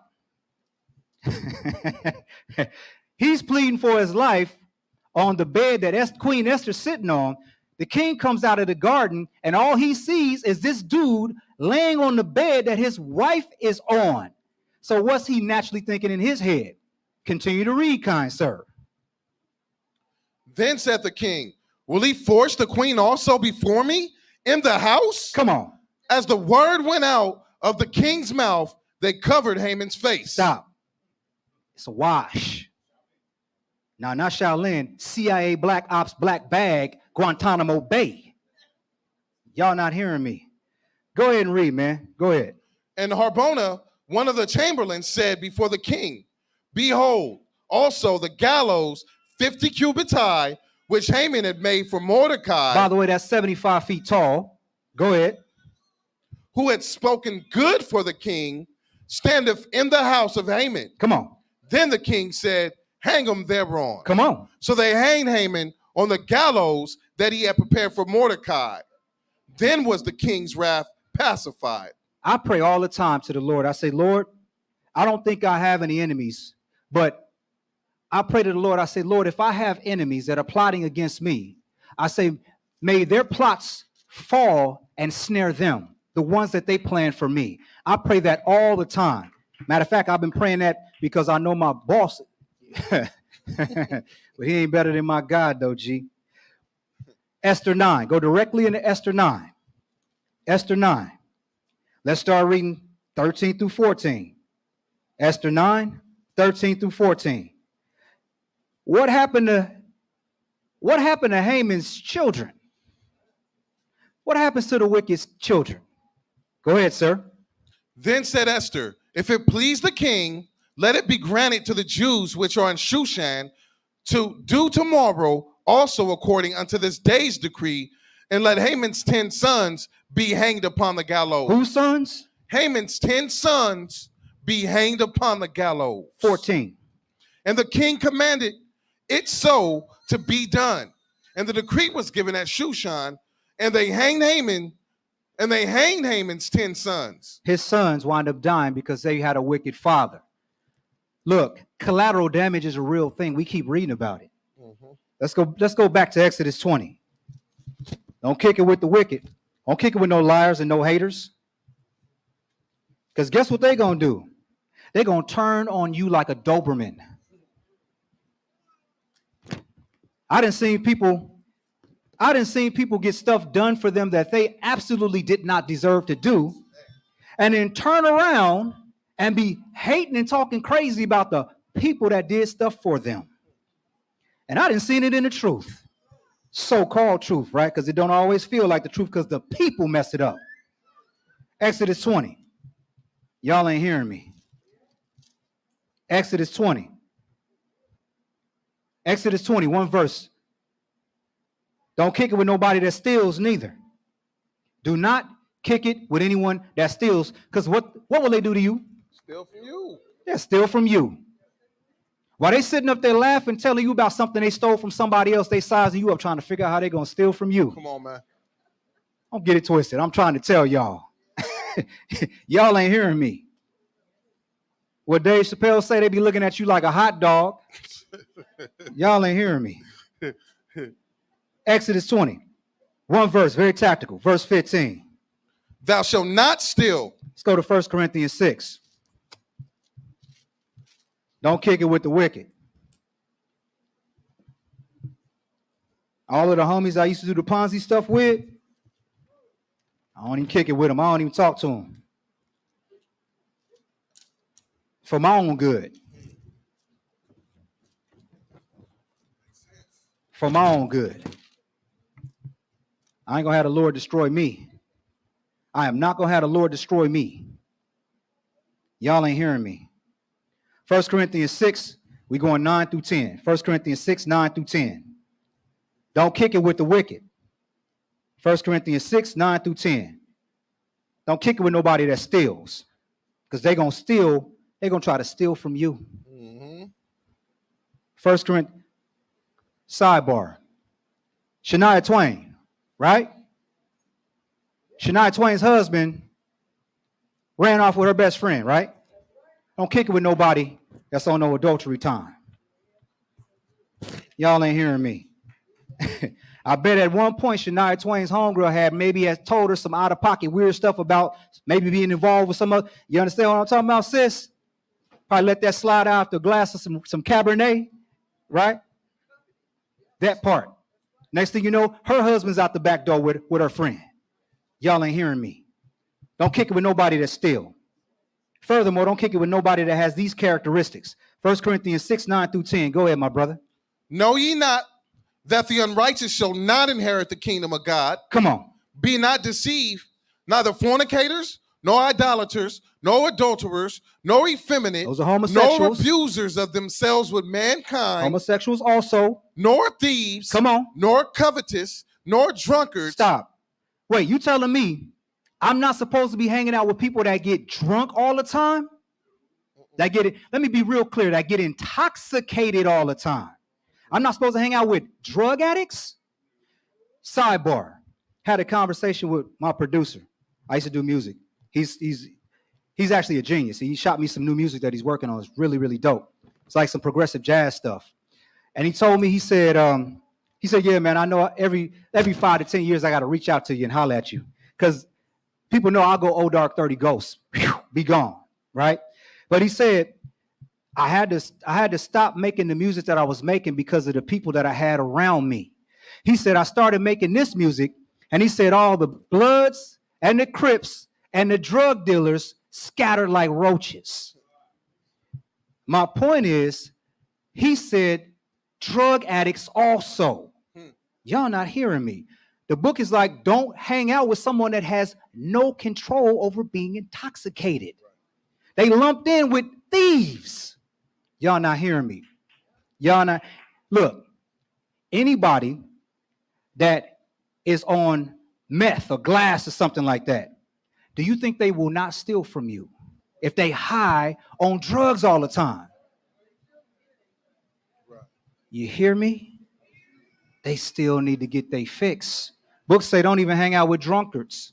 Now the Bible don't talk about no other intoxicant except for alcohol. That's why it says drunkards. But let's be real. Somebody snorting cocaine, they being intoxicated, right? That's right. It says nor thieves, nor people that covet, nor people that's drunk all the time. Go ahead, my brother. Nor revilers. Those are people that want to turn up all the time. Nor extortioners. That's what I used to be. Shall inherit the kingdom of God. I wouldn't even hang out with the old version of me. Go back to Exodus 20. Don't kick it with the wicked. Not only is there collateral damage, you can ruin your house, you can ruin your life. And furthermore, you can just being with somebody that's wicked all the time on a spiritual level. Feel me on this. What kind of angels are around people that's wicked? Evil angels, demons. Demons, right? Depending on what their sin of choice is, right? They are dealing with those types of angels being around them. So they're being influenced by wicked angels. And if you are around them, you think their angel's going to be like, oh, no, Mel's here. Let me just go directly to the homie. No, they're going to try to get. Oh, they're going to slide up on Mel, too. Yeah. Hey, man. Absolutely. Look at homegirl over there, man. She bad, ain't she? I know you got a wife, but don't trip. Absolutely. Hey, get him too. Yeah. It's gonna all be downhill from it's there. It's all bad boulevard. Do not find yourself around wicked people. Right. It's lonely. Don't get it twisted, but you'll have peace of mind. Come on, man. I speak from experience on that, Jack. Exodus 20. Exodus 20. One verse. Verse 17. Back to coveting. Coveting is like a 3-for-1, 4-for-1. Please don't hang around people that's jealous or envious of you. Please. Because you might have to put that 45 ACP on them to get them up off you. That part. Exodus 20. One verse. Verse 17. Y'all think I'm kidding. I'm dead serious. I formed relationships with people that I knew I would not have to murder because they were trying to murder me. That's how I dealt with stuff in the streets. In the truth, I'm looking out for people that spiritually are trying to murder me. Y'all not hearing me. Come on, man. Exodus 21 verse, very tactical, 17. Thou shalt not covet thy neighbor's house. Thou shalt not covet thy neighbor's wife, nor his manservant, nor his maidservant, nor his ox, nor his ass, nor anything that is thy neighbor's. Get motivated. Congratulate. Don't hate. The point is, don't covet nothing somebody else got. You know why? Like Raincoat Red said. Y'all don't know who Raincoat Red is. Raincoat Red, his name is Raincoat Red. Raincoat Red was a bootlegger from the 20s. That's my brother's great-grandfather. And his name was Raincoat Red. Imagine why his name was Raincoat Red. You know how he make it rain? He would make it rain. Furthermore, he had a squad that had the duffel bag with blunt instruments like Marcellus Wallace when he said, I'll go to work with a blowtorch and a pair of pliers. He had the killers with the blowtorch and a pair of pliers.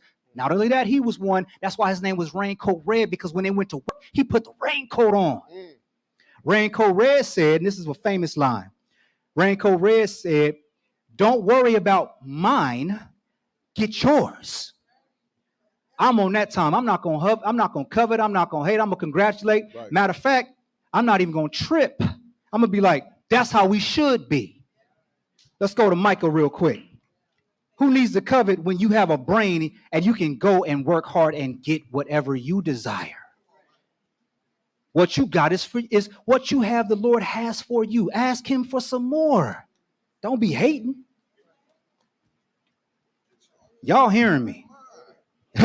Don't worry about mine. Get yours. Those is words from Raincoat Red, baby. Micah 2. Don't covet. That'll keep you out of so much drama. Don't covet. Don't be around people that do covet.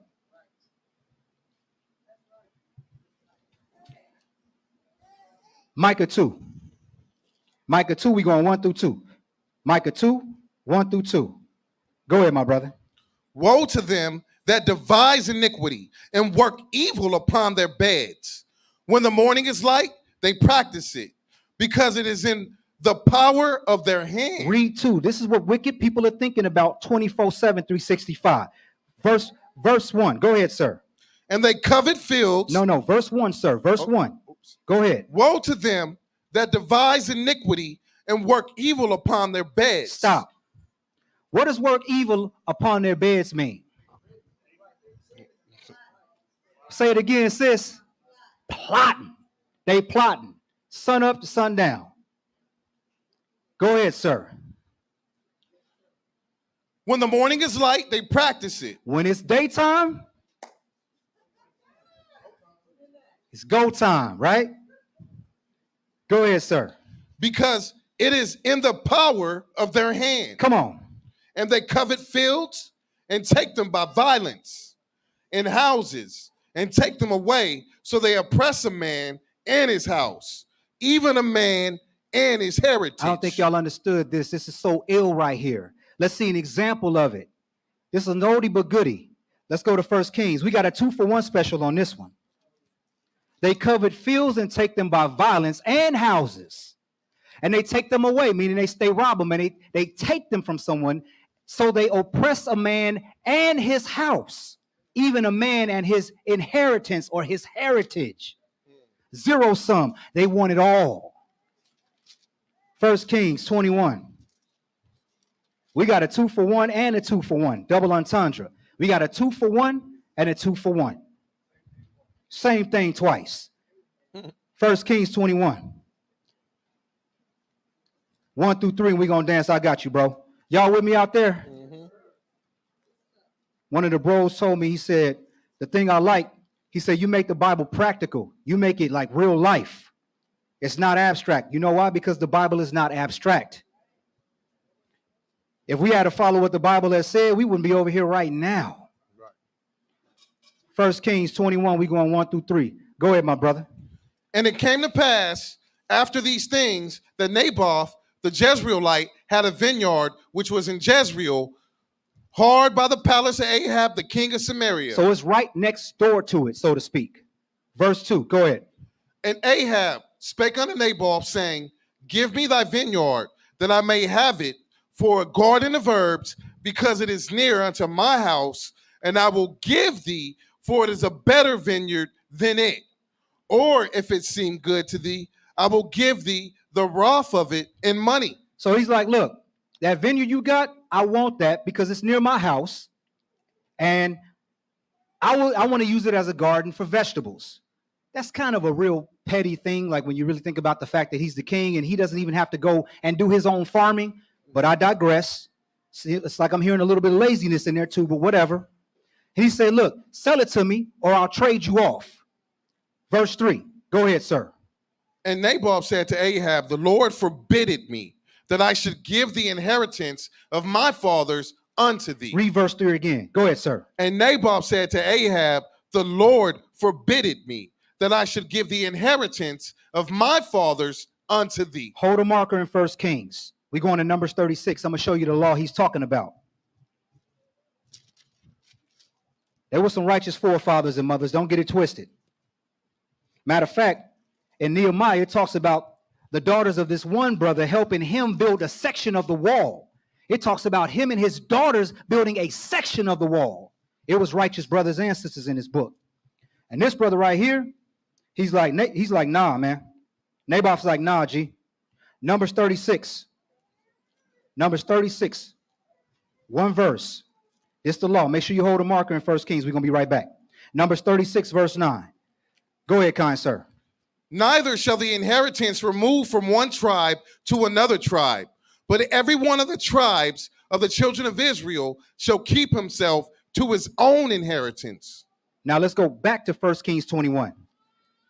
It was a law commanding that that land should not be moving between tribes. It shall stay in the family. It was his inheritance that his father had passed down to him. So by law, he could not rightfully sell that to him.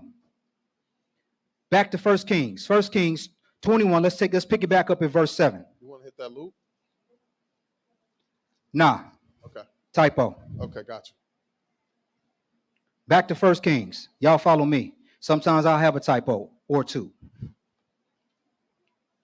Back to 1 Kings 21. Start at verse 7. 1 Kings 21.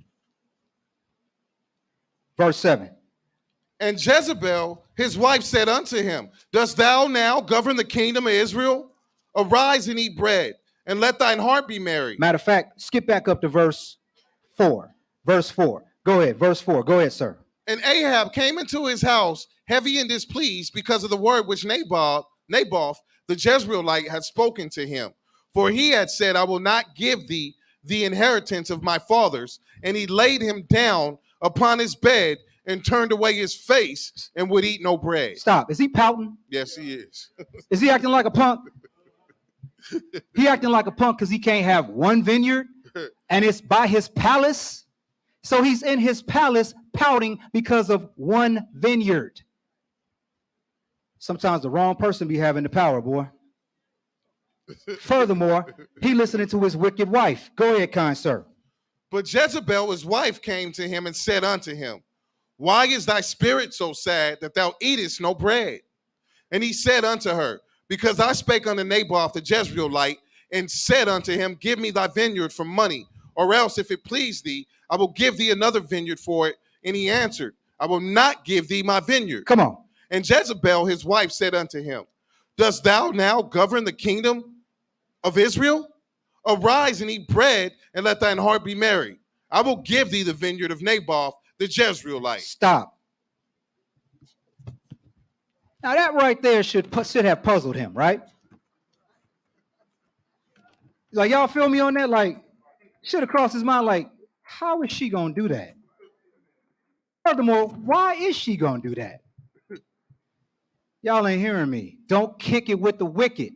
If somebody got a wicked plot or a scheme and you privy to it, Yep.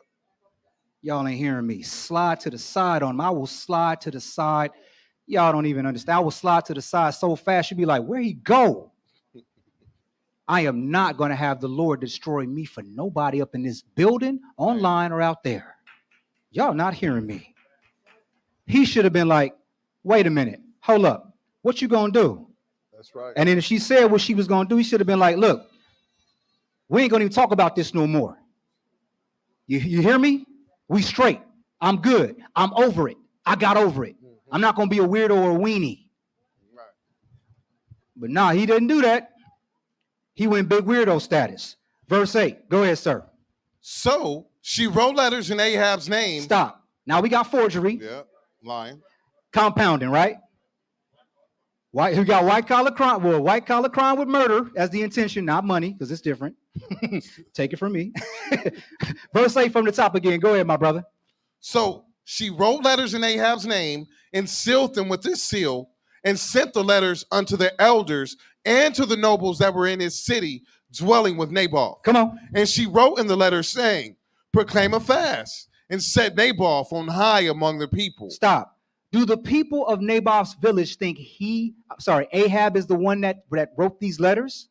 So they do. So they think that the king is decreeing this when it's really his wife behind him pulling some strings for a wicked plot and scheme. Right. Compound and sin compounds. Y'all not hearing me. Go ahead. Verse 10. And set 2 men, sons of Belial, before him, to bear witness against him, saying, thou didst blaspheme God and the king, and then carry him out and stone him, that he may die. Stop. So now all the elders of that village are complicit, because she put in the letter to have false witnesses lie on him, right, and kill him. So now everyone is complicit with this scheme. Right. Y'all ain't understanding how it's a ripple effect. It is a ripple effect. Go ahead, kind sir. Verse 11. And the men of his city, even the elders and the nobles who were the inhabitants in his city, did as Jezebel had sent unto them, and as it was written in the letters which she had sent unto them. Skip down to verse 13. Verse 13. And there came in 2 men, children of Belial, and sat before him, and the men of Belial witnessed against him, even against Naboth, in the presence of the people, saying, Naboth did blaspheme God and the king. Then they carried him forth out of the city and stoned him with stones, that he died. Skip down to verse 15. Verse 15. Go ahead, sir.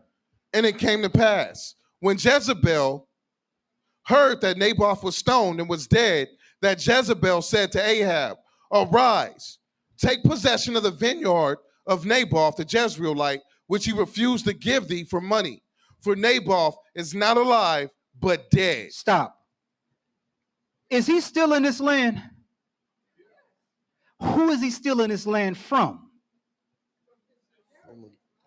Dead man in Israel. From his family. He is taking food out of his baby's mouth for a herb garden. Public service announcement. Keep your marker. Now let's go to Luke 12. Now let's go to Luke 12. Luke 12. Keep a marker in 1 Kings 21. We'll be writ back. Writ back, right? Luke 12.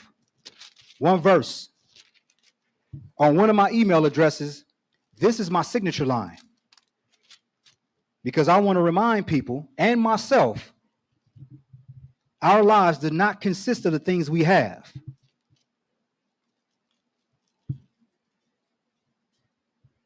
Luke 12, my signature on one of my emails is this line right here. Luke 12, one verse, verse 15. Go ahead, sir. And he said unto them, take heed and beware of covetousness, for a man's life consisteth not in the abundance of the things which he possesseth. Read 15, one more again. This is for everybody watching and reading. Verse 15, go ahead, sir. And he said unto them, take heed and beware of covetousness, for a man's life consisteth not in the abundance of the things which he possesseth. Having things is good. I'll be the last person to tell you not having nothing is cool. But I'm saying your life does not consist of what you have or don't have. That is not important. Your life and my life does not consist of the abundance or lack that I have and you have. Please remember that. So when you're feeling down about your life, and instead of being grateful for the things you do have and you're too busy focused on what you don't have, remember your life does not consist of the things that you don't have. Back to 1 Kings 21. Beware of covetousness. Take heed and beware of covetousness. 1 Kings 21. 17, we're going to dance with the stars. That means, Skip, you already know that. 1 Kings 21, we're going to dance with the stars. 17. Now, I wonder, did Ahab and Jezebel think they was just going to kill this man? No, lie on this man, kill this man, steal this man's land, get all these other people involved, and they were just going to slide off into the sunset and the Lord wasn't going to deal with them. Let's see. 1 Kings 21. The Lord is always going to send somebody to warn you when you are stepping out of pocket. Right. Facts. Take heed. 1 Kings 21, 17. Go ahead, brother. And the word of the Lord came to Elijah the Tishbite, saying, skip down to verse 19. Verse 19. Go ahead. And thou shalt speak unto him, saying, thus saith the Lord, hast thou killed and also taken possession? And thou shalt speak unto him, saying, thus saith the Lord, in the place where dogs lick the blood of Naboth, shall dogs lick thy blood, even thine. Read 19 one more again, brother. They didn't hear you. Go ahead. And thou shalt speak unto him, saying, Thus saith the Lord, hast thou killed and also taken possession? And thou shalt speak unto him, saying, Thus saith the Lord, in the place where the dogs lick the blood of Naboth, shall dogs lick thy blood, even thine. Come on. And Ahab said to Elijah, Hast thou found me, O mine enemy? And he answered, I have found thee, because thou hast sold thyself to work evil in the sight of the Lord. Thou hast sold yourself to work evil in the sight of the Lord. Don't kick it with the wicked. You kick it with the wicked. They on a mission. They plotting. They going to do some evil. They going to drag you down. And then both y'all going to wind up trying to fight Adolf Hitler so you can pull your head out of the lake of fire. Y'all ain't hearing me. 21. Go ahead, sir. Behold, I will bring evil upon thee, and will take away thy posterity. That's his children. Go ahead. And will cut off from Ahab him that pisseth against the wall, and him that is shut up and left in Israel. I'm going to kill you and I'm going to kill your children. Go ahead. And will make thine house like the house of Jeroboam, the son of Nebat, and like the house of Baasha, the son of Ahijah, for the provocation wherewith thou hast provoked me to anger and made Israel to sin. I'm going to wipe your lineage off the map, and none of your children shall go on. None of your male children shall go on. I'm going to destroy your line. Go ahead, sir. And of Jezebel also spake the Lord, saying, The dogs shall eat Jezebel by the wall of Jezreel. Come on. Him that dieth of Ahab in the city, the dogs shall eat. Stop. Every one of your people that die, that belongs to your family, dogs are going to eat them. Now, I don't know about y'all, but that right there is stone cold to me. You are dog food. Y'all not hearing me. The Lord is not playing with none of us in here. Go ahead, kind sir. They ain't hearing me. Go ahead. And him that dieth in the field shall the fowls of the air eat. They ain't going to be buried. Go ahead. But there was none like unto Ahab, which did sell himself to work wickedness in the sight of the Lord, whom Jezebel his wife stirred up. To whom Jezebel his wife talked him out of it. Stirred up. Y'all don't hear me. You got a wicked mate? You better pray to the Most High to help you with that situation, because that will get you killed too. 1 Kings 22. Go directly into chapter 22. Abigail had a wicked mate. And when he died, she got a king as a husband. She got a king as a husband. Okay? 1 Kings 22. Y'all ain't hearing me. 1 Kings 22. 1 verse 29. We're going to dance with the stars. I got you, bro. 1 Kings 22. 29. Go ahead, brother. So the king of Israel and Jehoshaphat, the king of Judah, went up to Ramoth Gilead. Skip down to verse 34. And he knew the Lord had put a hit out on him too. We skipped through all the vision, but literally the Lord told him, I'm going to kill you at Ramoth Gilead. And Ahab still went up. There's this thing called a reprobate mind. Mm-hmm. When your mind is reprobate, you're not thinking sensibly. That's right. You will not heed a warning. Skip down to verse 34. Verse 34. Go ahead, sir. And a certain man drew a bow at a venture and smote the king of Israel between the joints of the harness. Wherefore he said unto the driver of his chariot, Turn thine hand and carry me out of the host, for I am wounded. He got a random drive-by bullet. This turned out to be an arrow. Dude just cracked the arrow off, and it hit him in the joints of his armor and murked him. 35. Go ahead, sir. And the battle increased that day, and the king was stayed up in his chariot against the Syrians and died at even. Come on. And the blood ran out of the wound into the midst of the chariot. Skip down to verse 37. Go ahead, sir. So the king died and was brought to Samaria, and they buried the king in Samaria. Come on. And one washed the chariot in the pool of Samaria, and the dogs licked up his blood, and they washed his armor according to the word of the Lord which he spake. Seemed like that got fulfilled. Go directly into 2 Kings. Don't kick it with the wicked. The wicked has nothing but death. And don't get it twisted. We may think we want to be sympathizers, or they're not that bad. But if a person shows you continually who they are, you best to believe who they are. 2 Kings 9. I'll be watching. Somebody say something funny, I'll be like, I foul out of the way my, that was kind of weird.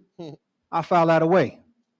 But you better believe I get 3 of those, iron curtain, G's moving. 2 Kings 9, 1 through 7. Y'all probably forgot about Ahab's children and Jezebel. Let's see what happened with them. 2 Kings 9, 1 through 7. We're going to dance. I got you, bro. Go ahead. And Elisha the prophet called one of the children of the prophets and said unto him, gird up thy loins and take this box of oil in thine hand and go to Ramoth Gilead. And when thou comest thither, look out there Jehu the son of Jehoshaphat, the son of Nimshi, and go in and make him arise up from among his brethren and carry him to an inner chamber. Y'all don't know about Jehu. Ooh-wee. Jehu is what I would call, I have a list of 5 types of individuals on a list of apex predators. Jehu is what I would call a ghoul. A ghoul is one that is down for murder. I used to hang with, well, in high school, won't even get into that in public, but in high school, I knew some dudes that was ghouls. And ghouls will kill you. They will kill you. Jehu was a straight ghoul, but he was a ghoul for the Most High. He was a ghoul that was literally anointed to do ghoulish stuff. Y'all ain't hearing me. The Lord will send a ghoul after you to do you in. Y'all not hearing me. He'll send Jason Voorhees to do you. Y'all not hearing me. Like the mob. When someone is coming to do a hit on the mob, is it a total stranger or is it somebody they had pasta with like 2 weeks before? Somebody they had pasta with, a stone cold maniac. Right. Jehu was a stone cold maniac. Go ahead, my brother. Then take the box of oil and pour it on his head and say, thus saith the Lord, I have anointed thee king over Israel. Then open the door and flee and tarry not. Go ahead, brother. So the young man, even the young man, the prophet, went to Ramoth Gilead. That's what Elijah calls me, and I call him Hebron Valley, but go ahead. And when he came, behold, the captains of the host were sitting, and he said, I have an errand to thee, O captain. And Jehu said unto which of all us? And he said, to thee, O captain. Come on. And he arose and went into the house, and he poured the oil on his head. Come on. And said unto him, thus saith the Lord God of Israel, I have anointed thee king over the people of the Lord, even over Israel. Come on. And thou shalt smite the house of Ahab, thy master, that I may avenge the blood of my servants, the prophets, and the blood of all the servants of the Lord. Some of the servants of the Lord. All the servants of the Lord. Stop. The Lord will fight your battle for you. You ain't got to necessarily do no nasty, crazy revenge stuff. The Lord will deal with it. Mm-hmm. Recognize that. It said, the Lord, we are precious in the Lord's sight. Go ahead, sir. Blood of all the servants of the Lord at the hand of Jezebel. Skip down to verse 30. Verse 30. Let's see the ghoul in action. Go ahead, sir. And when Jehu was come to Jezreel, Jezebel heard of it, and she painted her face and tied her head and looked out a window. Stop. Right? Why she trying to look cute, though? Ooh, Jehu is coming. Ooh, let me put my hair up. Hey, Jehu. Jehu was like, shing, what's up with it? you never want the what's up with it stare, Jack. That's the all snap. Mind you, matter of fact, like Brian said, we ain't got nothing to do. Let me show y'all something real. Let me show you something. Skip back up. I'm going to show you what Jehu just finished doing when he came to see Jezebel. And it just makes me giggle that that's what she did. She should have got them 4,000 prophets. She should have got some of them prophets to come fight him.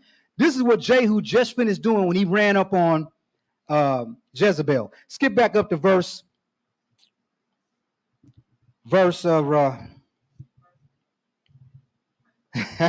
now we skip back up to verse shout out to brother Danny. Verse 17. Give me verse 17. Go ahead, brother. And there stood a watchman on the tower in Jezreel. Now skip up to verse 14. Give me verse 14. Go ahead, sir. So Jehu, the son of Jehoshaphat, the son of Nimshi, conspired against Joram. Come on. Now Joram had kept Ramoth Gilead, he and all Israel, because of Hazael, king of Syria. Who just finished, Hazael had just finished doing a conspiracy and killing another king. But anyway, go ahead. But King Joram was returned to be healed in Jezreel of the wounds which the Syrians had given him when he fought with Hazael, king of Syria. Come on, man, read louder, baby. And Jehu said, if it be your minds, then let none go forth, nor escape out of the city to go to tell it in Jezreel. Come on. So Jehu rode in a chariot and went to Jezreel. For Joram lay there. So Joram is laid up wounded from a battle. Go ahead. And Azariah, king of Judah, was come down to see Joram. come on. And there stood a watchman on the tower in Jezreel. And he spied the company as Jehu as he came and said, I see company. Come on. And Joram said, take a horseman and send to meet them and let him say, is it peace? Stop. Everybody knew Jehu was a goon. And a ghoul. Because there's ghouls and then it's goblins. Ghouls and goblins is in the same thing. Goons are not as ill as ghouls and goblins. Ghouls and goblins will get you. Goons will get you, they'll two-piece you, they'll rob you. Goblins and ghouls have mercy on you. They will rape you and kill you. Y'all not hearing me. Apex predators. Maybe I'll do that lesson. I'm not sure. Anyway, everybody knew Jehu was a ghoul. Go ahead, sir. Verse 18. So there went one on horseback to meet him and said, thus saith the king, is it peace? Come on. And Jehu said, what hast thou to do with peace?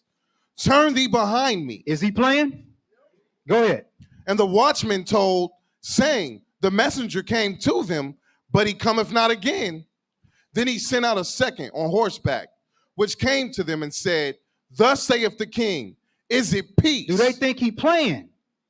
When you got a ghoul or a goblin coming after you, the only thing you can do to get the ghouls and the goblins up off you, I think we all know.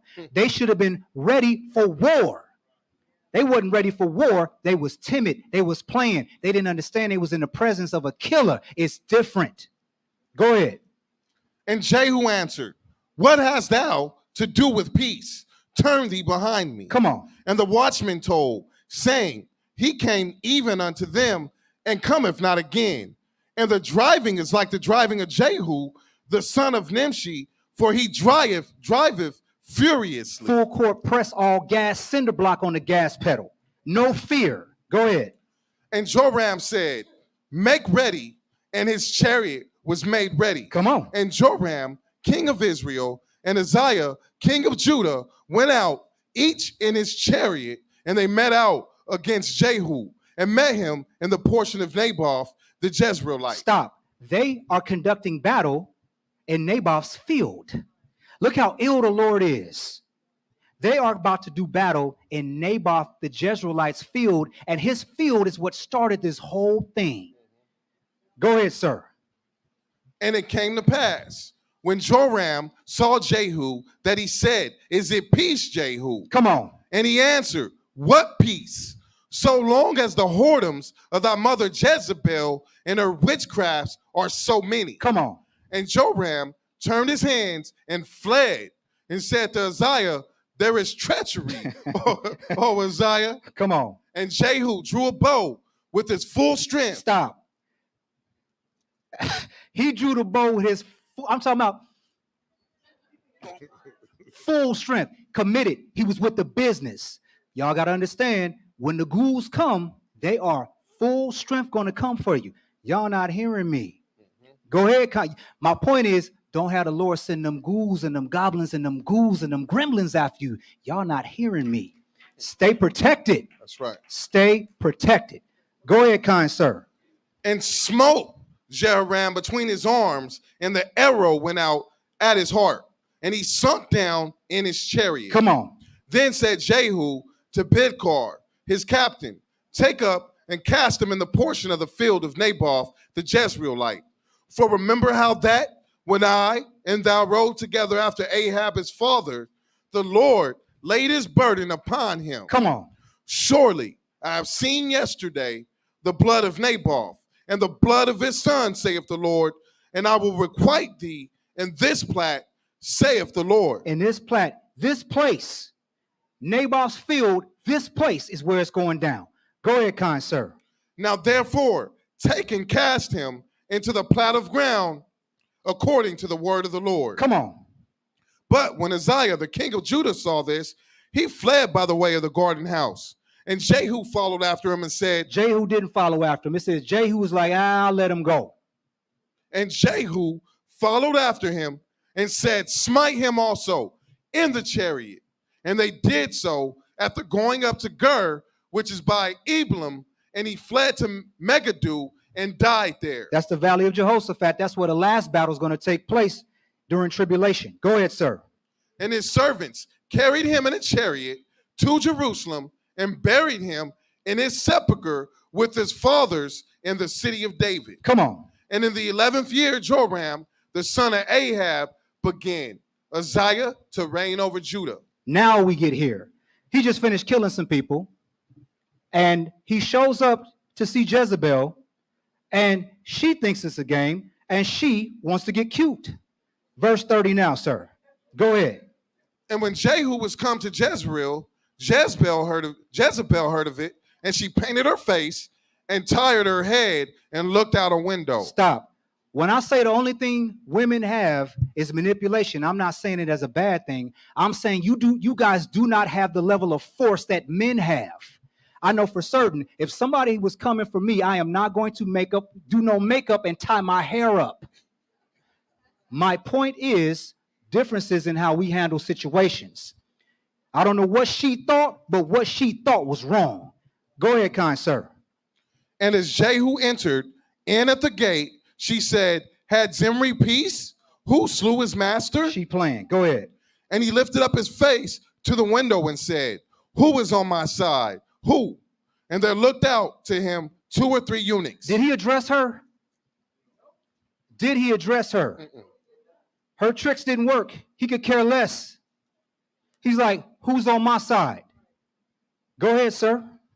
And he said, throw her down. So they threw her down, and some of her blood was sprinkled on the wall. Stop. Not sprinkle, splat, splatter, splatter. Y'all ain't hearing me. It says sprinkled, but somebody falling out of a window ain't no sprinkle. I want y'all to understand that the Lord is not playing. Women, y'all are especially vulnerable. Y'all are especially vulnerable to the cruelty if you play with the Most High God. Don't get it twisted, because y'all cannot return force like we can. Y'all not hearing me. Go ahead, kind sir. Was sprinkled on the wall and on the horses, and he trode her underfoot. So they threw her out the window. She died. She splats on the ground, and he rides over her with a horse. Y'all not hearing this. You're not hearing this. Do not kick it with the wicked. Do not. Verse 34. Go ahead, sir. And when he was come in, he did eat and drink. Wait, hold up. You telling me he just killed this woman, rode over her with a horse and smushed her, got off, went up in there and ate some food? Y'all understand how a ghoul gets down? What Fat Joe say in John Blaze? He said, discuss your death over shrimp and lobster like a mobster. Yikes. Go ahead, kind sir. Go see now this cursed woman and bury her, for she is a king's daughter. Come on. And they went to bury her, but they found no more of her than the skull and the feet and the palms of her hands. Stop. They throw her out a window. He rides over her with a horse, goes and kicks it, has lunch or dinner, then says, hey, go bury her. And by the time they get back to bury her, they ain't find nothing because she was dog food. Y'all ain't hearing me.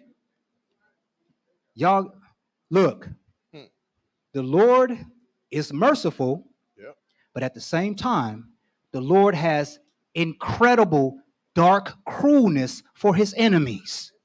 If you kick it with the wicked and get caught up, guess what? You have nothing coming. I have nothing coming. That's right. Please walk circumspectly in your lives. Make your decisions according to this Bible. And please Please don't kick it with the wicked. I'm trying to tell y'all. Go ahead, kind sir. 35 from the top. Go ahead. And they went to bury her, but they found no more of her than the skull and the feet and the palms of her hands. Come on. Wherefore they came again and told him. And he said, this is the word of the Lord, which he spake by his servant Elijah the Tishbite, saying, in the portion of Jezreel shall dogs eat the flesh of Jezebel. Come on. And the carcass of Jezebel shall be as dung upon the face of the field in the portion of Jezreel, so that they shall not say, this is Jezebel. Let's go to Proverbs 16. You better discern, and I better discern who I kick it with. If you could tell a tree by its fruit, I'm listening. I am very patiently listening to what a person is saying. And I'm filing it away in a file in my head. Because I am not going to get caught up in nobody's shenanigans. I don't care who you are. My heart don't beat like that. Y'all ain't hearing me. Me and my mother was talking this week, and I said, you can't be too sentimental. She said, yeah, I understand that. I said, because I'm not like that at all. She said, yeah, that's your father in you. And my father was ice cold. Y'all not hearing me. My heart don't beat like that. If a person is my enemy, and I know they're my enemy, my heart don't beat like that. I hope y'all understand me. Proverbs 16, 2 through 4. If I'm your friend, I am your friend. If you're my enemy, my heart don't beat like that. I'm not going to make myself vulnerable for anyone, ever. Proverbs 16, 2 through 4. Proverbs 16, 2 through 4. Discern who a sinner is by their actions and what they say and do. Proverbs 16, 2 through 4. Go ahead, sir. All the ways of man are clean in his own eyes, but the Lord weigheth the spirits. That's the mind. That's the thoughts. Ain't nobody going to come out and tell you that they outright wicked, but you better believe they saying some stuff and giving you some clues. Mm-hmm. They doing some things. And if you look past your emotional connection or whatever, you be like, man, this person's a straight clown. Right. Verse 3. Go ahead. Commit thy works unto the Lord, and thy thoughts shall be established. Come on. The Lord hath made all things for himself, yeah, even the wicked for the day of evil. Let me show you the day of evil. Revelation 20.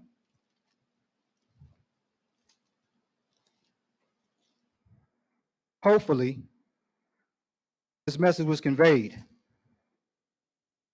Yeah, we can learn about the covenants and the promises and everything else, but if you have all this knowledge, so-called, and you hanging out with someone that's a fornicator and a thief, right? Or disrespectful, or a hater, or they angry all the time and they negative, if you hanging out with them people, you're going to eventually turn out like them. Mm-hmm.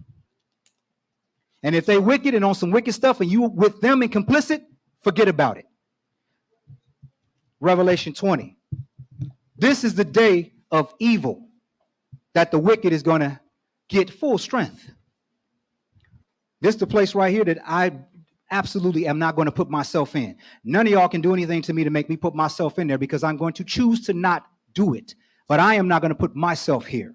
Revelation 20, 12 through 15. So the Lord hath made all things for himself, yea, even the wicked for the day of evil. Verse 12, brother, go ahead. And I saw the dead, small and great, stand before God, and the books were open. And another book was open, which is the book of life. And the dead were judged out of those things which were written in the books according to their works. According to their belief. According to their works. According to how much charity they did. According to their works. According to how much tithes they brought in. According to their works. Come on. And the sea gave up the dead which were in it, and death and hell delivered up the dead which were in them. And they were judged, every man according to their works. According to their lip service to God. According to their works. Come on. And death and hell were cast into the lake of fire. This is the second death. And whosoever last verse was not found written in the book of life, come on, was cast into the lake of fire. Let's go to Proverbs 15. Don't make your life miserable now by hanging out with the wicked. Right now, somebody got somebody in their life that, well, They might have somebody in their life that's still lingering around that they know they shouldn't be hanging out with. And even when they think about that person, they be like, they see the phone ring, they be like, if you doing that, why even pick up the phone? Y'all ain't hearing me. Snort that one. Real talk. Real talk. Real walkie-talkie. Proverbs 15, one verse. Proverbs 15, one verse. 29. Take heed to yourselves and myself. Verse 29. Go ahead, my brother. The Lord is far from the wicked, but he heareth the prayer of the righteous. In conclusion, read this Bible along with, watch this. This is what I did, or this is what I've been doing. Get the Gateway Bible app on your computer, listen to the audio Bible, and read your Bible with the audio Bible. I do the King James dramatic version. It makes it interesting. It spices it up. Do that. Pray for knowledge, wisdom, and understanding, and keep yourselves from sin. And that's it. Hope y'all got some understanding. Go ahead, brother. We welcome you and hope today's lesson increase your knowledge of the Holy Bible. CDs and DVDs of the Sabbath lesson are available. Please place your order and donation in an offering envelope, and it will be filled on the next Sabbath. The children's class, ages 3 to 5. Stop. Ooh, that's right. We got a song, right? Okay, my bad, y'all. All right, we got a song. One song or two songs? No. Come on. Get on up here, gal. Let me move this out the whistle. Somebody give me a camera check. Marcus, can you make sure that that the podium is out of the way? A little bit more. Good. All right, T Wizzle. Everybody give a round of applause to Sister Todd, please.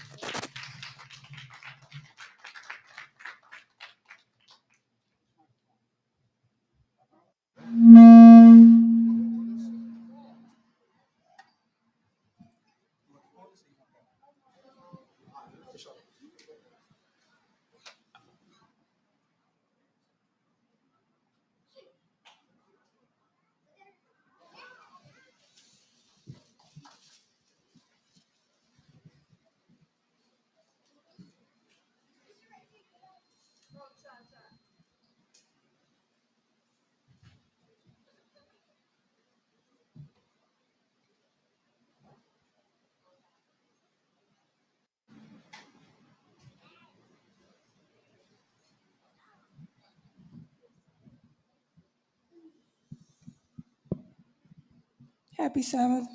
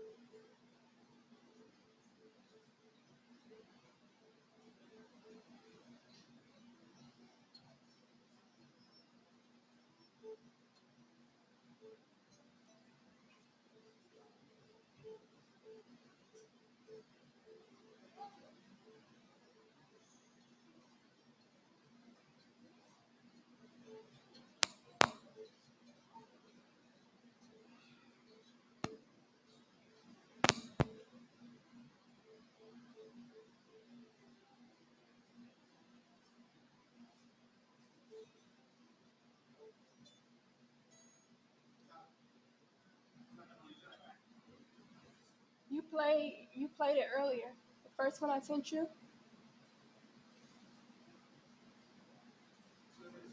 Hand me my phone.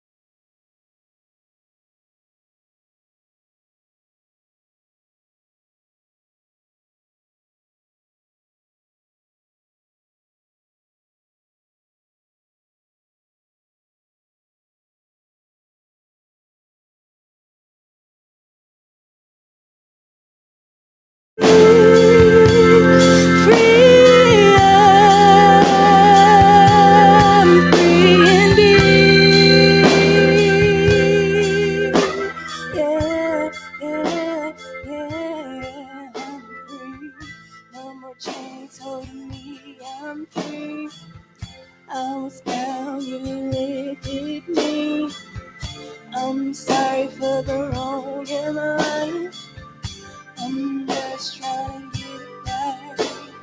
Writing the pages of the wrong I've done. The truth is, I know I'm not the only one. You didn't deserve it. You told me not to. The pain wasn't worth it. But now you changed my walk. And now you changed my talk. And I know you still love me. 'Cause you came and rescued me. And I'm free. Free. I'm free indeed.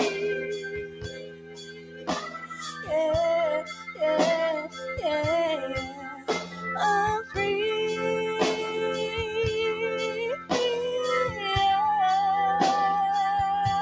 I'm free indeed. Yeah, yeah, yeah. No more chains holding me. I'm free. I was bound, you lifted me. Ashamed of the wrong in life. I'm just trying to get it right. Trying to move out my own way. A second chance, I recognize my shame. I know I'm not perfect, but I apologize for letting you down.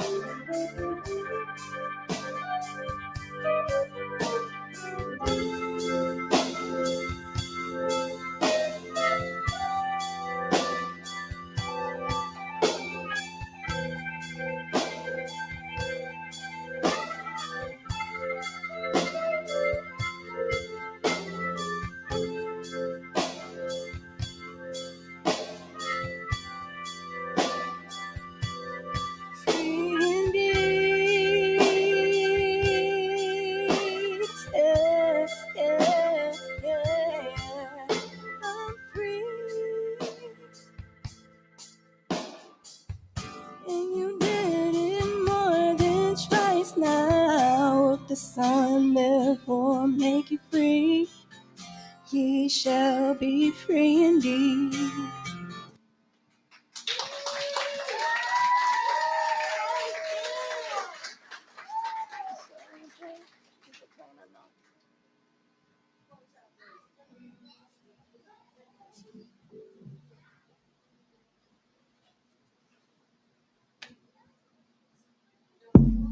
Pray about it. Pray about it. Pray about it. Talk about it. Fast about it. Ask about it. Read about it. Seek about it. Be about it. Have faith about it. Live about it. Be about it. Be about it. Be about it. Be about it. Jesus on the main line. Tell him what you want. Have faith and let your work show. Plant them seeds and let them grow.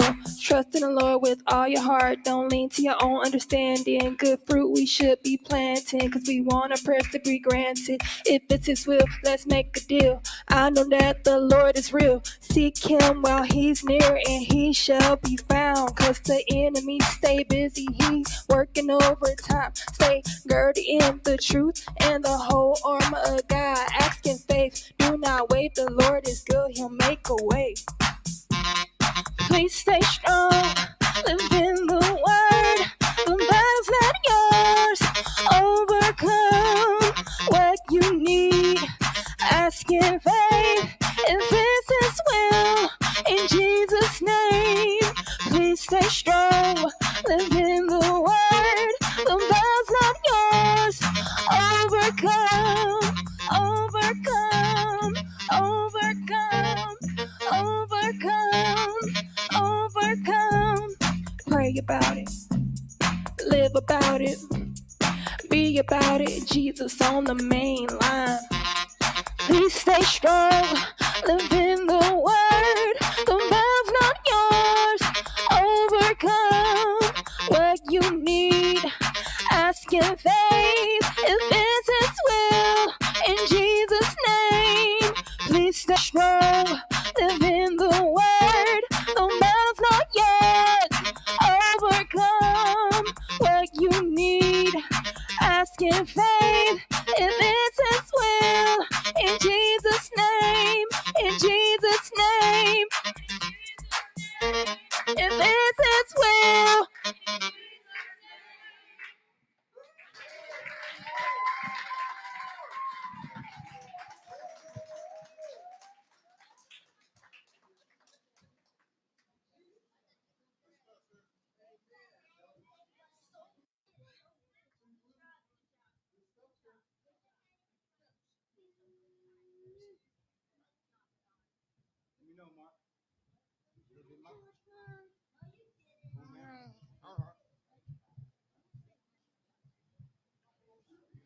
Check, check, check. Let's give Sister T Wizzle a tie another round of applause. Now read that, and then I'm gonna read this, and then we're gonna do some other stuff. Blah blah blah. Good stuff, T Wiz. Go ahead, sir. We welcome you and hope today's lesson increase your knowledge of the Holy Bible. CDs and DVDs of the Sabbath lessons are available. Please place your order and donation in an offering envelope, and it will be filled on the next Sabbath. The children's class, ages 3 to 5 and 6 to 12, starts at the same time as the adult Sabbath lesson in the assigned location. Bring your child so that their knowledge may be increased. Train up a child in the way he should go, and when he is old, he will not depart from it. Proverbs 22:6. Adult question and answer is from 4:30 to 6:30 after the Sabbath lesson. Teen forum every other Sabbath at 4:30. We have question and answer every Wednesday at 5 p.m. via telephone conference line. The number and access code are located on the top of the lesson. Or see the live stream of question and answer at www.thykingdomcome7.com. If you're interested in being baptized, please place your name on the list at the literature table. Remember to follow the dress code when attending our services. Men should remove all hats and all head coverings during service times. Shorts are not permissible. Women should wear a head covering, such as a hat or a scarf during the service. Women should not wear tight-fitting pants or skirts or revealing clothing. Attire should be modest according to the Bible. If your child becomes restless during the Bible lesson, we encourage you to remove your child from the room until he or she has settled. Your tithes and offerings are always appreciated. Please place your tithes and offerings in an offering envelope and deposit it in the offering box. Your cooperation is greatly appreciated. Again, thank you for coming, and we hope to see you next Sabbath. Peace. All right. So we have a clothing giveaway next Sunday, August the 14th. This is what we need. We need sisters and brothers to show up early. B, what is early? What time is early specifically? 7? We need some brothers and sisters to show up at 7 o'clock next August the 14th, next Sunday, to help separate the clothing, right? And brothers, we need help cooking. And the giveaway starts at 10 o'clock and ends at 5 o'clock. And it's usually super duper cool. So if you guys feel in your heart that you want to come, yada, yada, yada, we'd appreciate it. We have an all hands, what's up? Can you let me do the announcements, please? I'd appreciate that. Thanks. Thank you. Appreciate you butting in. It's fantastic. It's not awkward. We got an all hands cleanup on September 25th because, this is just, okay. So we got the all hands cleanup going down on September 25th because the Memorial of Trumpets is on September 26th, okay? So you guys are going to be here, right? going to be here on Tuesday, September 26th at 1 o'clock. All right. And after that, we have a congregational gathering. No fist fights, okay? And this is going down on August 28th at El Dorado Park in Long Beach. So just show up with a great attitude and your stomach so you can eat some good stuff. Well, maybe not healthy stuff, but some good stuff nonetheless. And the baptism was today. And guess who got baptized at Laguna Beach?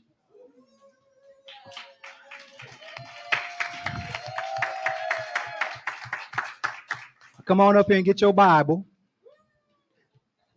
All right, Sister T. Wizzle. Great job. Come on here, man. You just got off the stage. Come on, man. Aww. And let's give her another round of applause for that dope stuff that she did up there. T. Wizzle. That's my little sis right there, y'all. I think, so it's almost 4 o'clock. Let's say Q&A 5:30, 5:40. Q&A 5:40. When's the men's meeting, Mel?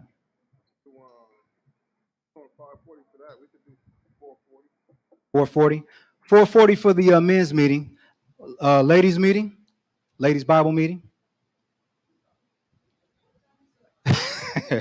5:30 is Q&A. 5:40 is Q&A. So what time y'all women want to get together? All right, 4:45 for the women's meeting. 5:40 is when we're doing Q&A. So y'all gonna do a whole hour? I'm asking you. Q&A is 5:40. It's almost 4 o'clock. So what time y'all want to? 5 o'clock? I don't know. 5 o'clock? All right. 5 o'clock for the women's prayer group thing. So 5 o'clock for the women's prayer, 4:40 for the men's group, and Q&A is at 5:40. We all understand that? Y'all ready to stand up, face Jerusalem, and eat some stuff? Let's stand up, face Jerusalem, eat some stuff afterwards. Please pray us out, my brother. Our Father which art in heaven, hallowed be thy name. Thy kingdom come, thy will be done in earth as it is in heaven. Give us this day our daily bread, and forgive us our debts as we forgive our debtors. And lead us not into temptation, but deliver us from evil. For thine is the kingdom, and the power, and the glory, forever. In Jesus' name we pray. Amen. Hallelujah! Hallelujah! Hallelujah! Hallelujah! In Jesus' name. Amen. Amen.